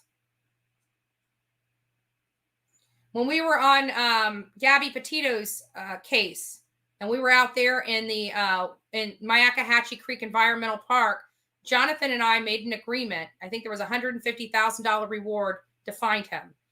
And Jonathan and I agreed that if we found him and we were awarded that money, that would go to the Petito family.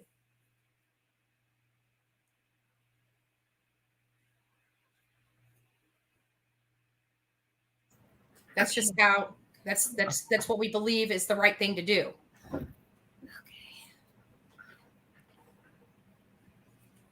Thank you. You're so sweet. Oh, wow, Vetco, you're just a wonderful person. That girl is Thank you. amazing. That girl's amazing. Oh. Very blessed. I'm very blessed. I'm very blessed. God bless.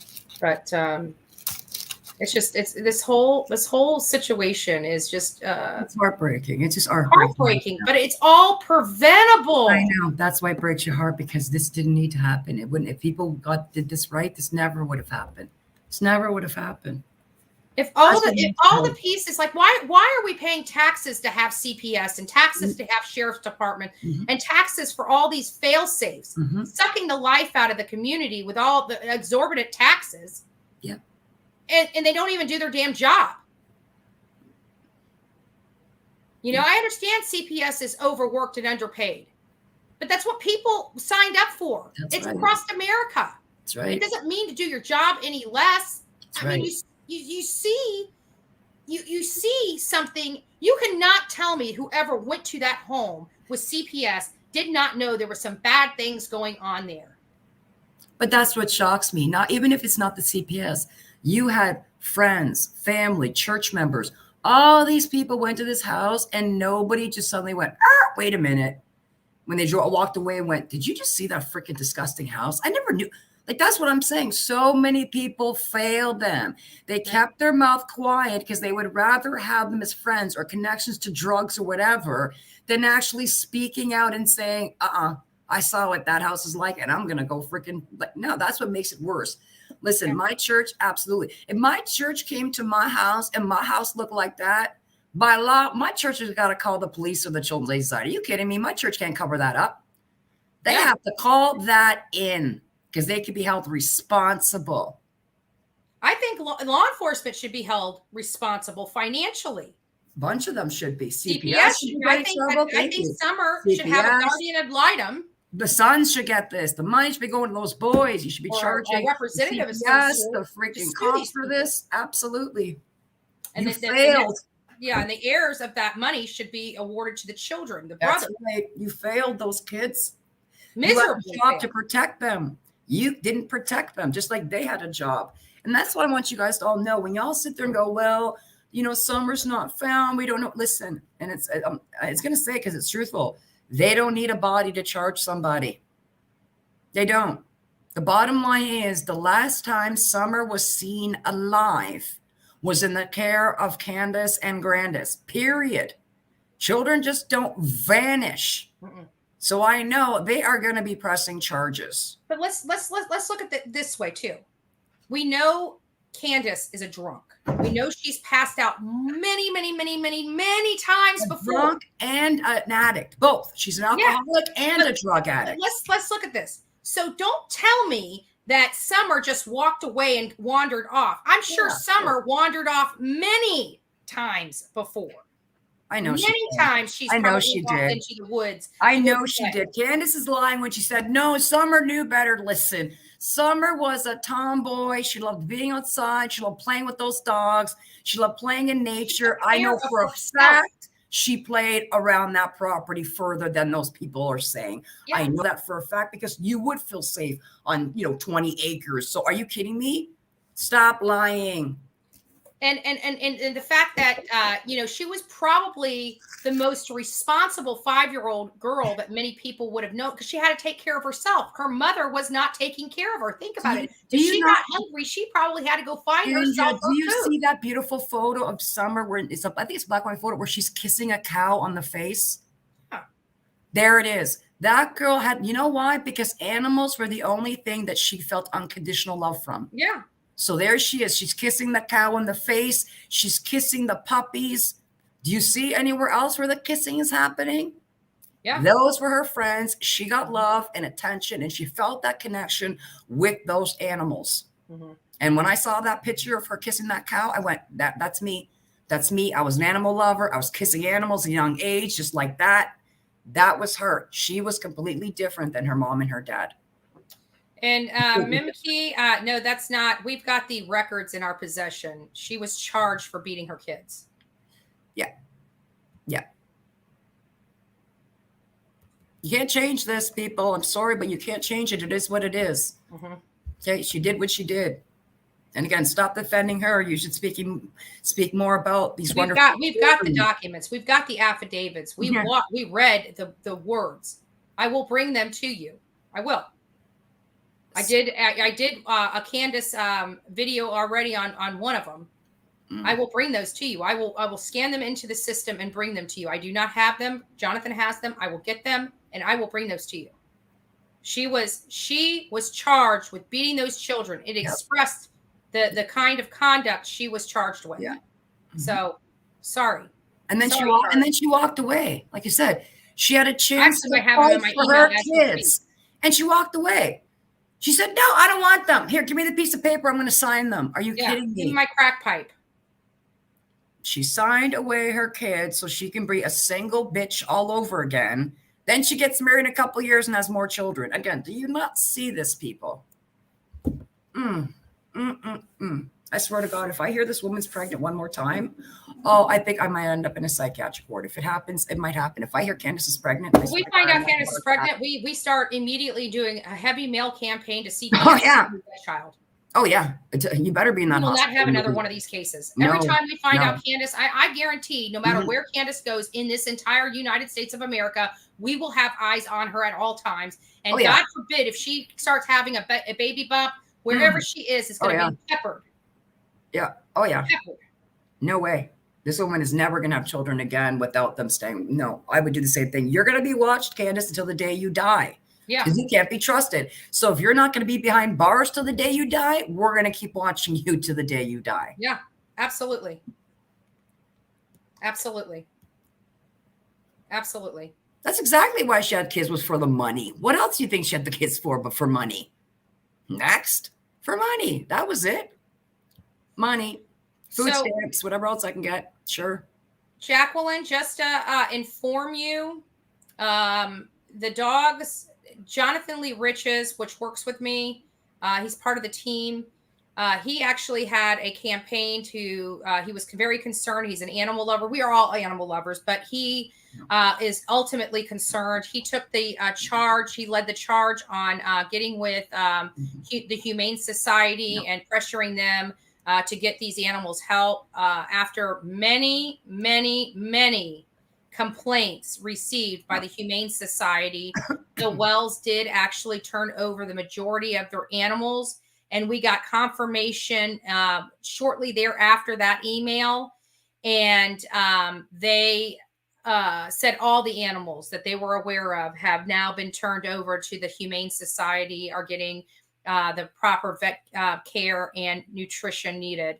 So, yes, I do believe that they are all out. I think all the animals have been saved from that Mountainside Horror Show. But I can't confirm that conclusively. I do know the majority of the animals from what the Humane Society emailed Jonathan, a gentleman I work with, what they had emailed him. They specifically said that they released their rights to those animals over to the Humane Society. So we want to make sure we tell Jonathan, thank you every chance we got. He probably saved those animals. And trust me, they abuse the animals no differently than they abuse their children. We heard some horrific animal abuse that happened up on that mountain. Cassie, I didn't hear that before. Really, Cassie Roku? I didn't hear that before.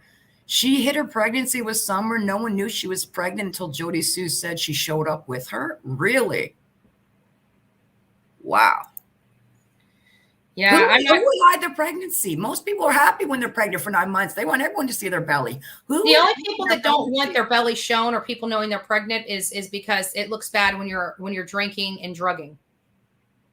Oh, wow. That's crazy. You don't want people knowing you're pregnant. That is insane, man. Wow. And there's another thing. If that's what she did, there it is. Once the child is born, they take blood work. Would the blood work not come back that the child has been, you know what I mean? The blood's not clean at that moment. Why would you? Not all babies are tested like that. You got to remember, medical field just doesn't have carte blanche to do whatever they want when you're in the care. No, not tests. But I'm saying when a baby's born, don't they take blood work so they know what their blood type is? You know, they do their handprints, their finger, you know, all this stuff. But they don't have the ability to just drug test children willy nilly. I didn't think drug tests. I just thought if they just took a regular blood sample, like I said, to find out the blood type, you would have seen something in a trace to be, hey, wait a minute, we went to run the blood to find her, whether she's A or B or O or whatever, and we found traces of like that's what finds it. You can't find blood type test does not have drug test qualities to it. So it's not like you have all these different, like even when you go to do your cholesterol, all those different vials, they have different stuff, the gel at the bottom of them. Yeah. You know, they're all different for different testing because you can't use one blood test for another blood test. So, you know, that wouldn't, they don't have a blood typing with drug testing kit that I'm aware of. Okay. I mean, who knows? Technology. Well, I don't know. Yeah. I just thought, I know, like I said, I remember when I had my son, I remember that I wanted to hold him. They were like, now hold on a minute. And they were like stamping him and taking all this stuff. And I'm like, why are you stamping my kid? Like, give me my kid. And they're like, we got to stamp. We got to take blood. They just had to do a bunch of stuff before they can give them to me.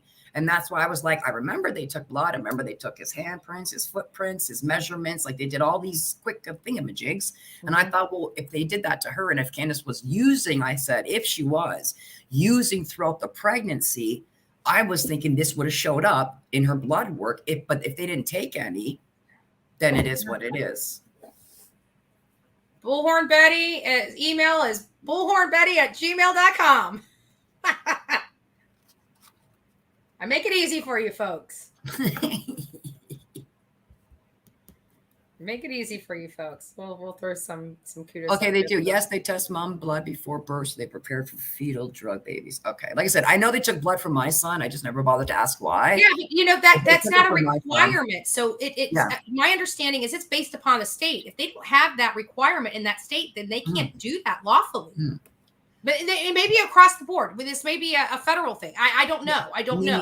Me neither. I just know what happened with me with my birth, with my son's birth. So I just asked the question, why don't they do that with all babies that are born? They take the blood work, the hand stamps, the feet stamps, the measurements. I just assume they did that with everybody. Yeah. Yeah. But that's another thing. That's right. About the summer's birth certificate. There was the other thing we wondered about.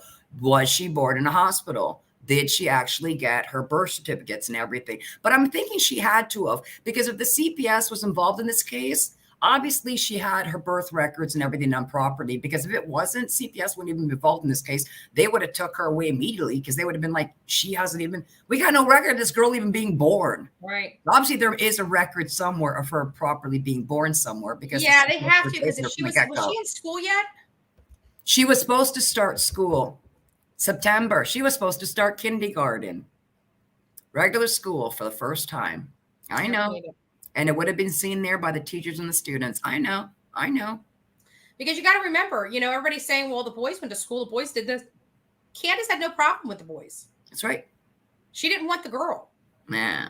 It was well documented that she didn't want to have girls. She only wanted boys.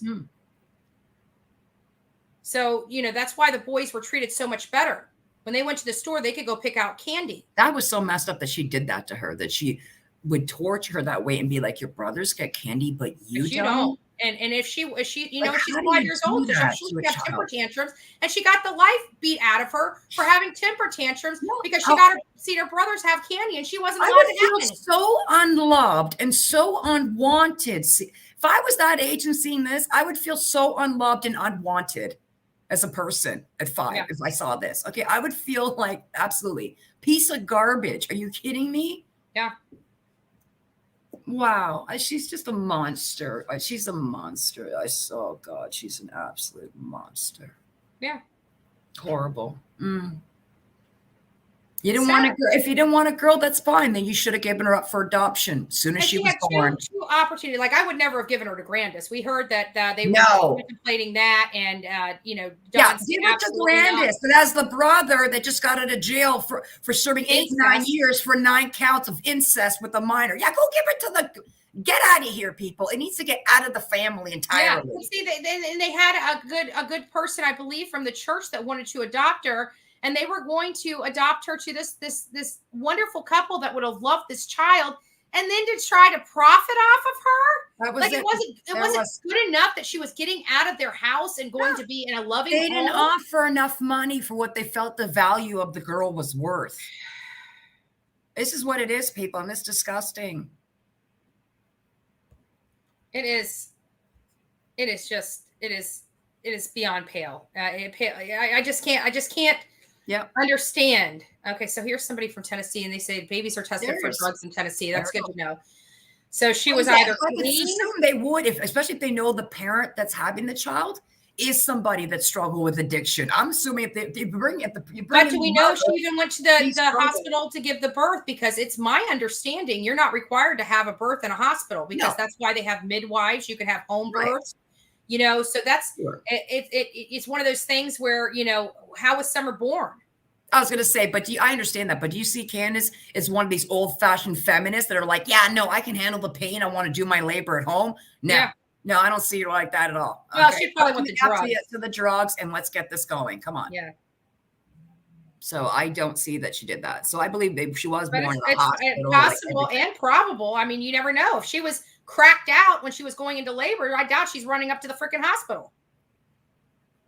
Wow. I personally, I never thought about that until we were having this conversation. But I Wow. never even that conversation, that thought process never even come across my mind. But now that we're talking about it, I would like to know, was she? I born would in a be hospital? nervous to have a baby at home just in case something goes wrong. I want to be near medical equipment, for crying out loud. I don't care. Like, what? I wouldn't feel confident. Again, I know it's okay, but safe. But again, just for me being scared, I'd be like, no, I want to have a baby in a hospital with the machines and everything in case something goes south. Oh, my Lord. And I want the drugs. I don't need to feel this. Could you please hook me up? Like, I don't need this. God bless my ancestor women from the past. They were badass, what they went through. But I got nothing to prove to be like, oh, I'm a feminist, so I'm going to have labor freaking cold. Like, I got things to prove that aren't like that. Hook me up. I don't need to feel this pain. So Vet Girl saying Jody Sue has had enough. Her last live on Ziggy's channel, her children are under attack now. That's not right. No, children. That's You know what? I what? think too. That's you don't go to the children. You don't go to the children. Apparently she split a lot on that live. I might have to go back and check it out and see what it was all said. But You know, we are on this channel. We are human beings. We are women, you know. Kitty is we endangering her may life. have our differences as adults, but you don't bring your children into the mix, and you darn sure anybody that has attacked those children, even if it was my child attacking another child, that is the duty of I the tell my parent child to stop. What are stop. you doing? It is You the don't duty do of the that. parent that, you know, yes, kids have to learn things, so they make mistakes often. They make And you mistakes teach them. often. Yeah. But it's our duty as parents and grandparents and co-parents to explain to them that behavior is not right. And be I an find- example at the same time, meaning the way you act and are, you're showing them that example. Like I said, you can't say, oh, swearing's bad, and then you turn around and start saying the freaking F word. You got to live what you're telling your children is wrong. You got to live it. And they got to see that you're living it, that you're showing them that exactly. Back when I was growing up, we didn't have, you know, the corporal punishment, so to speak, in the schools, you know, like they did when my parents were there. I just left school. Apparently my older brother had the strap. I just started school when they got rid of the strap. I just started school. But when I was growing up, if you got your ass whooped by the neighbor, you'd go home and get your ass whooped again by your parents. That was my parents. Both my parents did it. My mom and my dad. Oh my God. We didn't even try to get away with shit. Yeah. We didn't even try it. All my Canadian friends were like, come on, let's go do this. And I'd be like, no, listen, your parents ground you. I don't sit for a week. So my Canadian friends always used to try to I'd be like, no. I know my dad. And my parents would see everything. I don't know how, but they would know everything. So you wouldn't even try to pull anything. It wasn't worth it. It wasn't worth it. When I was growing up, we were pro ass whooping. Yeah, like I said all the time. Half the time I would just look at him and go, why? What did I do? And I go, forget it. Don't ask. Just walk away. And we were pick your switch. We were the pick your switch kids. When we were out in Mayaca City, you acted up, go pick your switch. That's what you're getting whipped with. I made the mistake of thinking to get the thinnest one. No. If any kids are watching this, if you have to pick your switch, you get the fattest switch you can find. Just get it. Trust me. It's a lot better. It felt like razor blades getting that little thing. Oh, it hurt. Live and learn. Live and learn. And break the cycle. Yep. Yeah, break, you know, the cigarettes during the pregnancy. I don't see her stopping. The drinking. It's just sad. It is. It's sad. If you can't be selfless for 9 months to guarantee that you bring a healthy child in this world, how are you going to do 18 years? Mm-hmm. How are you going to do 18 years if you can't sacrifice 9 months? Oh, it's just sad. It's sad. You know what? We this whole case, and I think everybody on this panel, the reason why it's growing is that, you know, we're all thinking the same thing. You know, there was a lot of failures across the board with this poor little girl, and because of those failures, she's gone. Whether, you know, she's still alive, but she's still gone. She's still not at her house. Mm-hmm. And it was a lot of just a lot of failures across the board. There's no one thing. Well, there is one thing that could have saved her.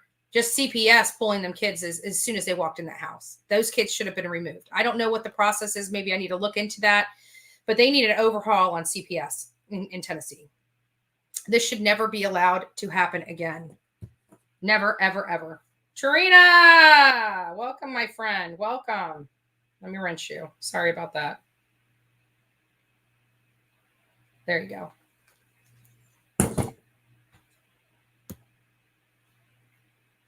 I don't know what that means. Isn't Candace ONM Onum? I don't know what that means.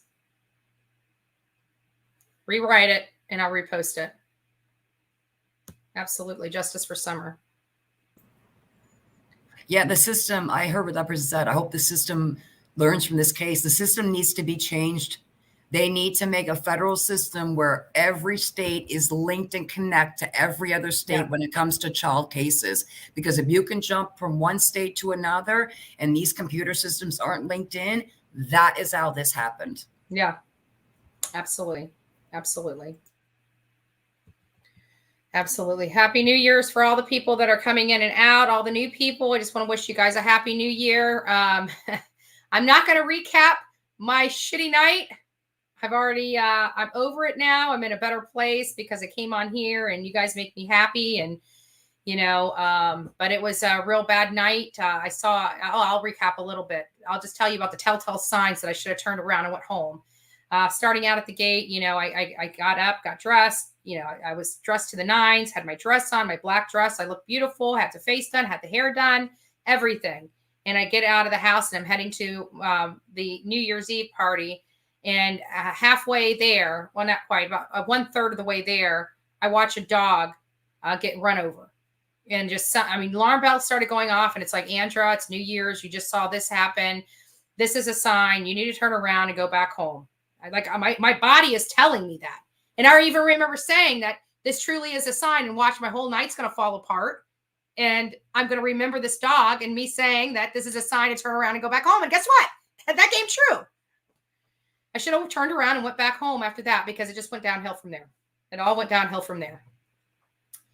And so I didn't get much sleep last night, dealing with a friend's problems. And, I was supposed to go out and help with the search of the 75-year-old. But the reason why I didn't, it's not that I'm just heartless and didn't go out and do my job today. It was because there's so many things, circumstances with Ruth Sakala's case, that I really didn't think she's out there in the woods. And I could be wrong, and I may kick myself in the butt that I am wrong, because she's been gone for many days.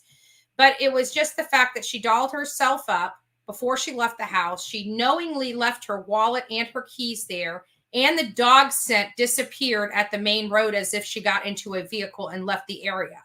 And those are the reasons we spent hours. I broadcasted it live, hours in the James E. Gray Preserve, looking for her, and she was nowhere to be found there. That would have been the nearest park that she would have went to. So it's like, Question, Andrea. If they said the last time she was spotted that the sense with the dog was at the intersection, is there not cameras in that intersection? I know. This is a different area. It's in Pasco County. It has a nice. I was hoping for traffic cams or business cams in the area that maybe could have caught her or seen her. Well, here's the deal. We did talk to some neighbors that had, cameras up, and we talked to him. And he said that when law enforcement came there, he went through all of his cameras, all of his videos. She did not go down that road. At least she did not walk. Let me refer. She did not walk down that road. There was a lot of cars that went in and out of there, so he couldn't see if she was in a vehicle. But he knows darn well she did not. When she got on the main road, she didn't walk the path that she would have taken. She didn't walk it. So it's telling me that somebody picked her up, and she had been stuffed in that house for 2 years, so much so she went through Great Depression over it. I know. I heard. Was listening to that. That's so yeah. sad. And so she got up this day. Her husband said that she usually gets up, takes a shower, and goes back to bed. And this day she got up, did her hair, put her face on. She was 75 going on 40, and she walked out, and he said something to her. And she said, well, I'm going to go to the park, and if I have enough energy, I'm going to walk downtown. And the thing is if she was going downtown to buy something, why wouldn't she have taken her wallet or her house keys? She didn't have a cell phone with her either, did she? They don't have cell phones. They only have the house phone. If she had a cell phone, we could have pinged her, but she wasn't carrying anything. Right. And she would have left that at home too. So that tells me there's something more there than her wandering off and just, because you would have found her by now. If it's wandering off, somebody would have found her. Yeah. And I don't see somebody picking her up and murdering her or any weird thing like that. Like there would be no reason to. And so I don't believe, the foul play is not what we're looking at in this case at all. No foul play. The father was not, we did. We looked at the water. It was during the day. That's what I said to you in the chat when I was watching your live show. I was capital lettering going, you need to search the waters. I'm like, get some divers into those waters. Well, then you don't need to, because the water, even in the park, it was shallow enough. You could see the sand. You could see the big sticks and stuff like that. No, they're not wealthy at all. But I think there's a level of resentment there because her daughter and her husband kept her in the house because she didn't have the vaccine and they didn't want her getting sick. And She does have Facebook, but she didn't use it very often, so I don't think it was Messenger. But I do know law enforcement has combed through everything there. So if they had some leads or information, they would have related to it. And it just, but there, she was from New Jersey. They had only been to Florida for 4 years. 2 of those 4 years, she was cooped in that mobile home. And she had some friends down the road that were actually going back to New Jersey about the time she disappeared. So I'm wondering if maybe possible she concocted this thing where she told her husband she was leaving because she knew he would not allow her to go back to New Jersey with friends to hang out with them. And maybe she left, but what I don't understand is why she wouldn't have called her family. This is what makes me concerned and gives me more of a grave outcome, is because she never called her family on Christmas. And she hasn't been away from her husband on a holiday on Christmas and New Year's in almost 62 years. I think there was only one other time in 62 years that they were away even if from she each did other. leave on her own accord, she would at least make a phone call because she knows her family Yeah. would be worried, especially if you knew the police got involved. She would reach out and make a phone call. And if she But hasn't, it sounded like she was majorly manic depressant. oh God. So, and she doesn't have her medication, so that just brings a whole new element. Yeah. Right. But we went out there and we searched like hell, high and low for her. And I wish I could help more, but it's not like Jonathan was alone. I think Caribbean Kool-Aid was meeting him out there to help in the search, and she's very good at what she does. So I just kind of, I was exhausted and tired from the crap night I had, and I just didn't. I just wasn't feeling it today. I really wasn't. I just wasn't. And that's feeling okay. And sometimes it makes me a bad person, and makes No, me it doesn't make you a bad person. It doesn't. The work you do and the work I do is difficult. And sometimes we need to be selfish and take a step back and do a little resting, because if we burn ourselves out, we can't help or do anything anymore. Taking one day off doesn't make you a bad person in the least way, shape, or form. And no offense, it's also January 1st. Everything's pretty much closed. It's New Year's Day. So businesses are closed. A lot of things closed. For me, at least, it's a holiday. I think it's a holiday in America, isn't it? So tomorrow, and another day, and hopefully we'll find. There's another day for me to be out there. Maybe tomorrow I'll go out there and search and give Jonathan and Caribbean Kool-Aid a little break, and go out there and just see what I can dig up. Ask some more questions and stuff. It's 2 hours away from my house, so you guys can imagine that. Both of them are a little closer to that. And, my check engine light's back on the freaking car. So I got to get down to the mechanic and find out what now. So it's just a lot of things. Again, I read into signs, and it's just telling me my Aunt Butt needs to stay home for a little minute. So I'm going to. I was wondering, did you guys have a chance to check or call like shelters or a place like that to see if anyone fitting? We didn't personally, but we know law enforcement did. Okay. And the thing is with those homeless shelters is sometimes they would rather talk to law enforcement because they're not required to give us any information. Right. So it wouldn't be the shelters themselves that we would be getting questions. We would be getting questions from the homeless people coming out of the shelter, whether they saw her, because the shelter will be tight-lipped with us. I've dealt with it in the past. But, every now and again, somebody will be willing to break the rules. Yeah. For the most part, they don't. And so the only way we can really get information is kind of casing the place and waiting for other people to come out and asking them, have they seen this lady? And, if she was there in the last day or two. I would hate to think that if poor family members got to do this, like what, because Andrew's not a family member, you need an actual family member to go to. No, they won't even. They're not even required to tell family members if they. Oh, really? Yeah. The So only is people she that are been required to listed tell as is law missing? enforcement. Is she been listed as missing by the police though? So she's been listed. Is she documented down as missing? Yeah.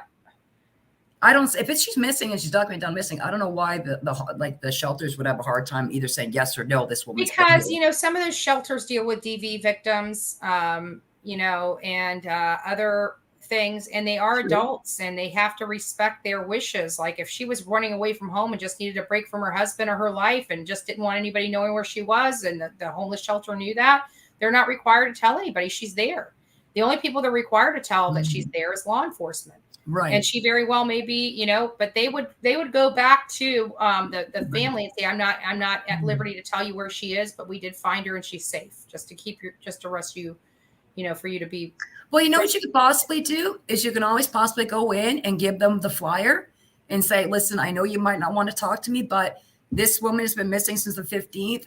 if you've seen this woman in your shelter or she's currently in your shelter, can you please call the police? Yeah. Do that and then go to all the ones and just drop that info. You might find it. That would be a great idea. Yeah, maybe I'll read Or it. they might not, but at least they got a face and they can look at it and say, all right, let me ask the rest of the staff and put it up. Maybe someone might recognize her. She Yeah. might not be there now, but she might have been there at some point. So at least if you leave that behind, then they can reach out to the police if indeed they came across her. But at least it's in these places that now people that are also homeless, whatever, walking around, they will see her face, that now it's more out there. Mhm. Yeah. So,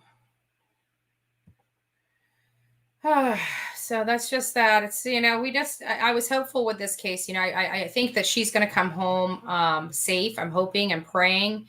But, the more days that go by, it just, that hope kind of diminishes a little bit, because it's like you're starting to think, how is she taking care of herself? She has no driver's license. She's got no money. She's got no car. She's, it's just, it starts pulling at you. And then you're kind of on the hope of, maybe her friend did pick her up and take her back to New Jersey for a couple of weeks. And, without her medication, maybe she's just in a deep depression, or maybe she's flying so high on the high part of the manic depression that she's forgot altogether how many days it's been, and that she needs to call her family, and we did talk to the neighbors, Vet Girl. We did talk to the neighbors. And the bad part is the people that lived in the houses in and around that 55 plus mobile home park, they were well aware of her missing. They worked with some law enforcement. They talked to law enforcement, but the people inside of that community, some of them are snowbirds. So a lot of people were unaware that this even happened, that she's even missing. A lot of people heard about it, but thought she was already found, which she wasn't. Snowbirds. Okay. What you mean by snowbirds is people that go down to Florida in the wintertime. Yeah. I'm a Canadian. So when you said that, I went, oh, my mom does that all the time. Yeah. For COVID, she hasn't. But usually every winter, she goes to Florida for a couple of months. The older folks can't handle the cold and the snow. Yeah. And so they buy these, mobile home, because mobile homes are cheaper here in Florida. You can find a real nice mobile home, fairly inexpensive. Yeah. And you're retired. So it's not like you come down here for 6 months and live in tropical weather while your house, you got snow up to the windowsills of your home. So people don't want to shovel snow. They'd rather come down to Florida and go to the beach. Mm-hmm. No, it's true. I was going to say, when you said that, I was like, that must be people that fly down south. I think that's my mom. Yeah. How old is she? She is 75, is it? Yeah, 75. She's 4'11", 140 pounds. Let me see. I've got a flyer for her. I'll just pop that up here real quick. Let me get it first. And I find I got to be careful when I pop these things up. But I think that is a good idea. And it is what you said too. I think you should just go to the shelters and just give them a copy of the paper and hope that they put it up on the board or something. Yeah. Or maybe some of them have seen her and they could just call the police directly and say, yeah, we saw her a week ago and she was in for 2 days or something. At least we can maybe narrow down the timeline or where she was last seen. Yeah. So there she is, folks. So this picture here was after she was recovering from cancer. Oh. And this is what she looks like when she dolls herself up and looks nice. So, I mean, she was somewhere in between these two when she left the house. But her husband made it a point to tell us that, she was, when she left the house, she was going from 75 to 40. So that means she was ready to go, hit the town, have some fun, kick up her heels. And we talked to some of the neighbors there. She absolutely did love to go out dancing and having fun with her friends. And, it was just a sad story because she just never made it back. But the scent dogs stopped at the main road right there at Pinecrest and Pinecrest Drive and Louisiana Avenue. And that was it. They couldn't pick her scent up anymore. And some people told us that she walked all the way down Pinecrest. So we walked all the way down Pinecrest. And the only thing there was a drainage ditch. And there's no way she would have went down that drainage ditch. Not in my opinion. I mean, and there, some people were saying, it could have possibly been suicidal, from her, her depression and things like that. And it's like, she had just started new medication. It sounded like the medication was starting to make a turn in her attitude, toward life with the new medication. So, and not only that, but who's going to doll themselves up to go commit suicide? I mean, we hear about that where they get themselves dressed up really nice, but it's usually a suicide where people are going to find them. They don't want them finding them ugly. For somebody to get themselves dolled up and to go hide in the woods and off themselves, it doesn't make sense. So, and we asked her daughter, do you think she's suicidal? And she said no. And her daughter did tell us she still feels her. She feels like she's still alive. Her daughter seemed very calm and talking to us, but there were some past medical issues there for her. So yeah, we were thinking that, and there is the possibility that she did meet somebody while she was out that was a real bad dude. We always talk about this possible versus probable. Of course it's possible, but is it probable to pick the one person up? I mean, yeah, there are outliers. It happens in the country every day. Wrong place, wrong time. We hear about it, but did this happen to her? And we just don't know. We just don't know. Yeah, it sounds like and that is true, because the sad thing is, if she was on medication to help control her mental illness and then she left without her meds, and I'm a person that takes pills myself, within 24 hours, you're going to start to withdraw off of it, and you're going to start to go through, like, the mental health is going to kick in that much worse. You know what I'm saying? Like, you will become in a worse condition. And I wonder if when the meds wore off, could it have been that she had a bit of a break, like in the sense where maybe she even forgot a bit of maybe her name, where she lived, where she was? Again, we don't know how strong the meds were, but all I know is you're not supposed to stop them cold turkey. You're supposed to wean off of them, and she stopped them cold turkey. I wonder if she had a mental break at some point with the pills not being in there. Yeah. But I just keep wondering if she's truly, it sounds weird when you say this about a 75-year-old lady, but did she run away from home? Was she just tired of being locked up in that house and not being able to go anywhere? She was out of her element. She wanted to go back to New Jersey. She was tired of Florida. No, Lady Elaine, she can't get meds anywhere. Listen, no. Listen, we're talking about medication that is prescribed medication, okay? This type of medication, you cannot just get it anywhere. You actually have to get either your doctor, emergency room doctor, to fill out these prescriptions. So the meds that she would be on is not something that's over the counter. It's a prescription medication. So it's not like she could just walk in somewhere and be like, hi, I forgot my meds. Here's my name. Give me more of my antidepressants. Doesn't work that way, because they're form of narcotics. They want to control them to make sure that they're not being abused. So you have free clinics that you can walk into. Guess what? They'll look at her and ask her questions. What's your name? What's your doctor? They'll ask her, well, why don't you just get it from your own doctor? They would clue in why you're not getting it. In my country, they stopped doing it at walk-in clinics 10 years ago to control people abusing that. You can't get them in walk-in clinics no more. They do not prescribe any narcotics. You can only get it from your family doctor or an emergency room. No more walk-in clinics. Yeah. And what I'm thinking is her leaving her stuff there, I don't know, but if she say her friend, let's just play devil's advocate here. If her friend was going to New Jersey and she concocted the scheme to go to New Jersey with her and left her stuff at home, she wouldn't need her license for anything. But you would think she would need her money and things of that nature. So who knows? She may have went up to New Jersey and got a New Jersey driver's license. We don't know if she took other different types of documents with her. We don't know. Her husband fell asleep. So we don't even know if she came back to the house, if she walked out and then came back and while he was sleeping and grabbed like a bag of clothes, or we don't know. Right. We don't know because her husband's so feeble and, he sleeps a lot. Yeah. He's old as well, and just mind and everything. Right. Yeah.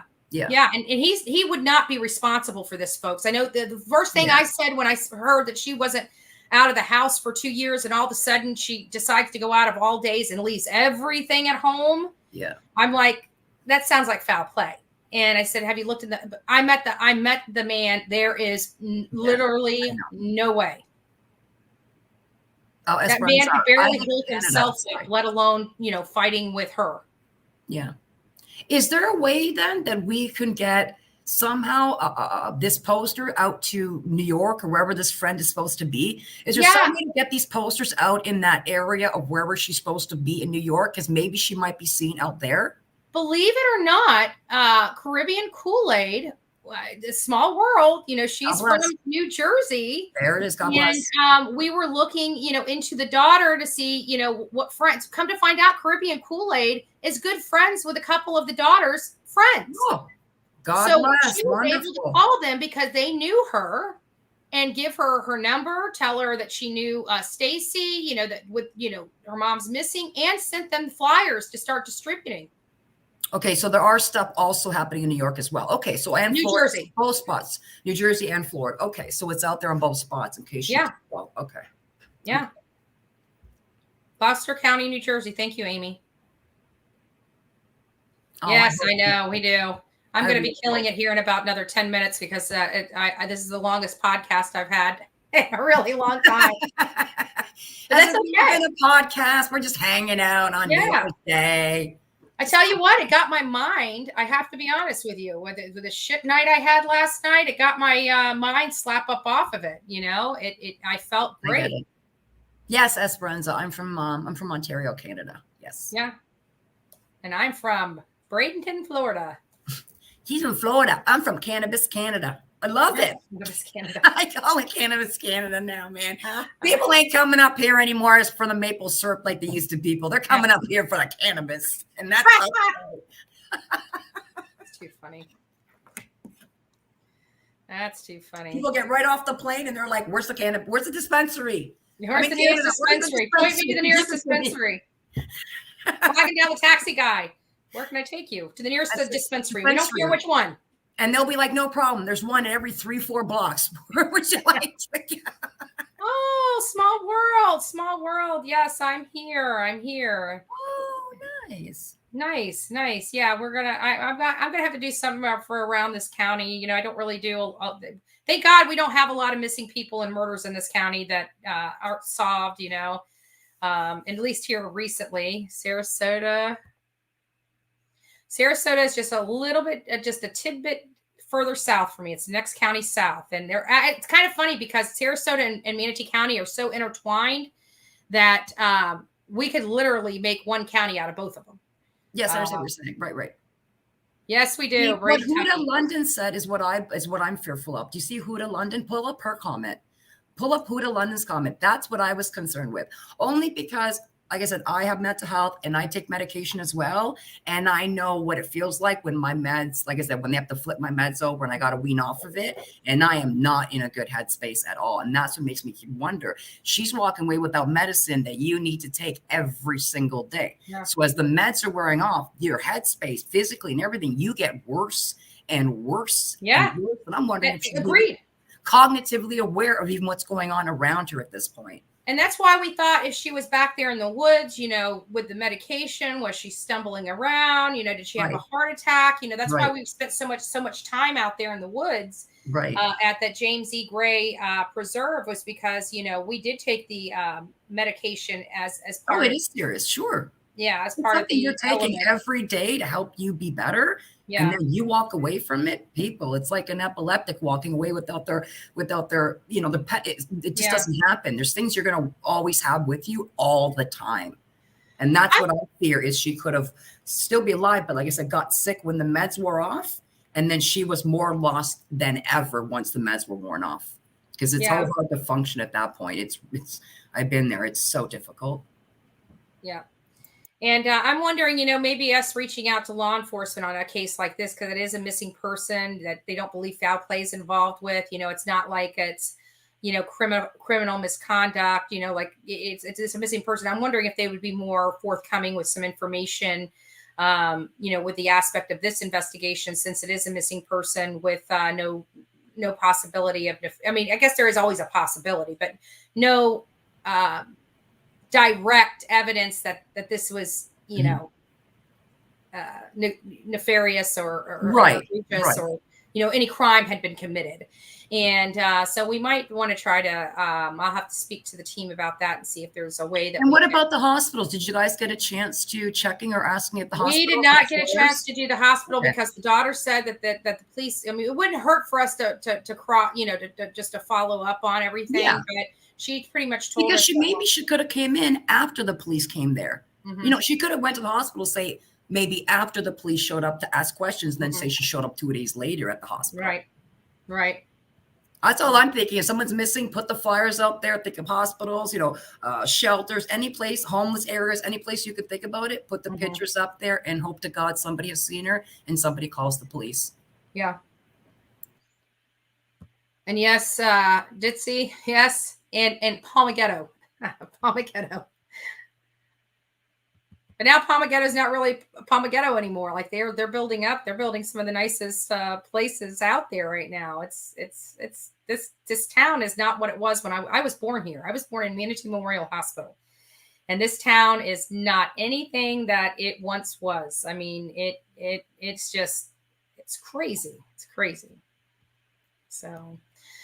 All right, folks. Well, Huda said there it is. Check the pharmacy and medical health team, and especially the family doctor. There it is. Yeah. And Huda does this for a living. So she's giving you insight because she's a psychologist, therapist. So this is her job. She does it for a living. Yeah. So. Yeah. Oh, no, I agree.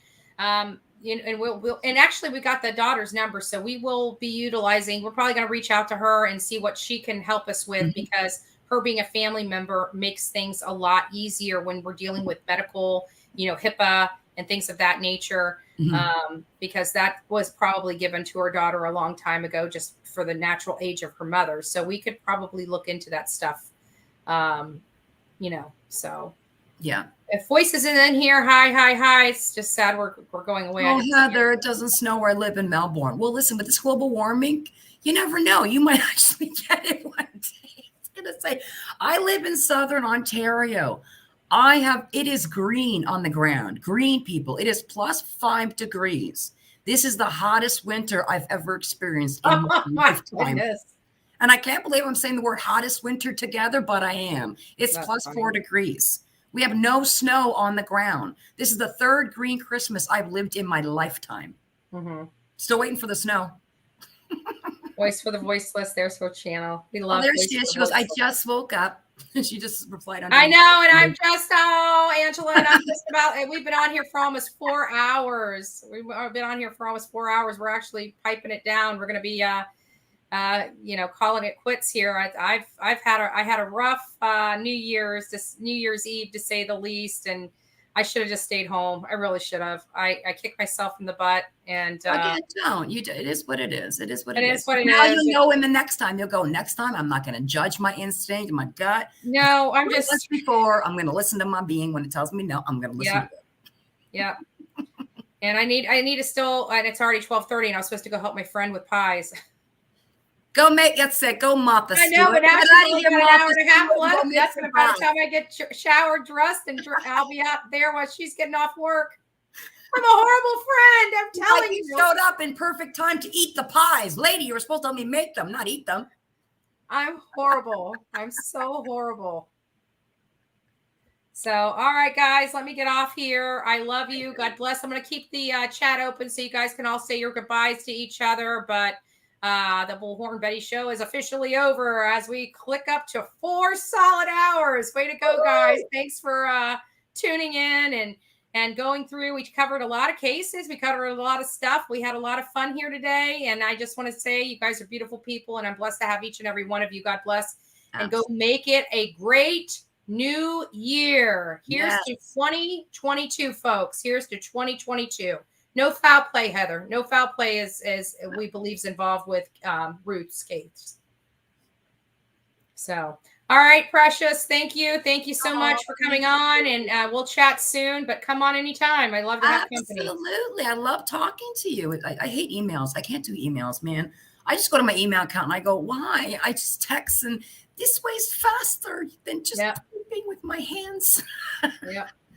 So God bless everybody. Have a wonderful day and night around the world, wherever you are. And absolutely have a wonderful New Year's, and be good to yourselves and be good to each other. Absolutely. It's not hard, guys. Love each other. Yep. It's a Take new care. year. You It's got a new it. year. Bye. Bye, guys.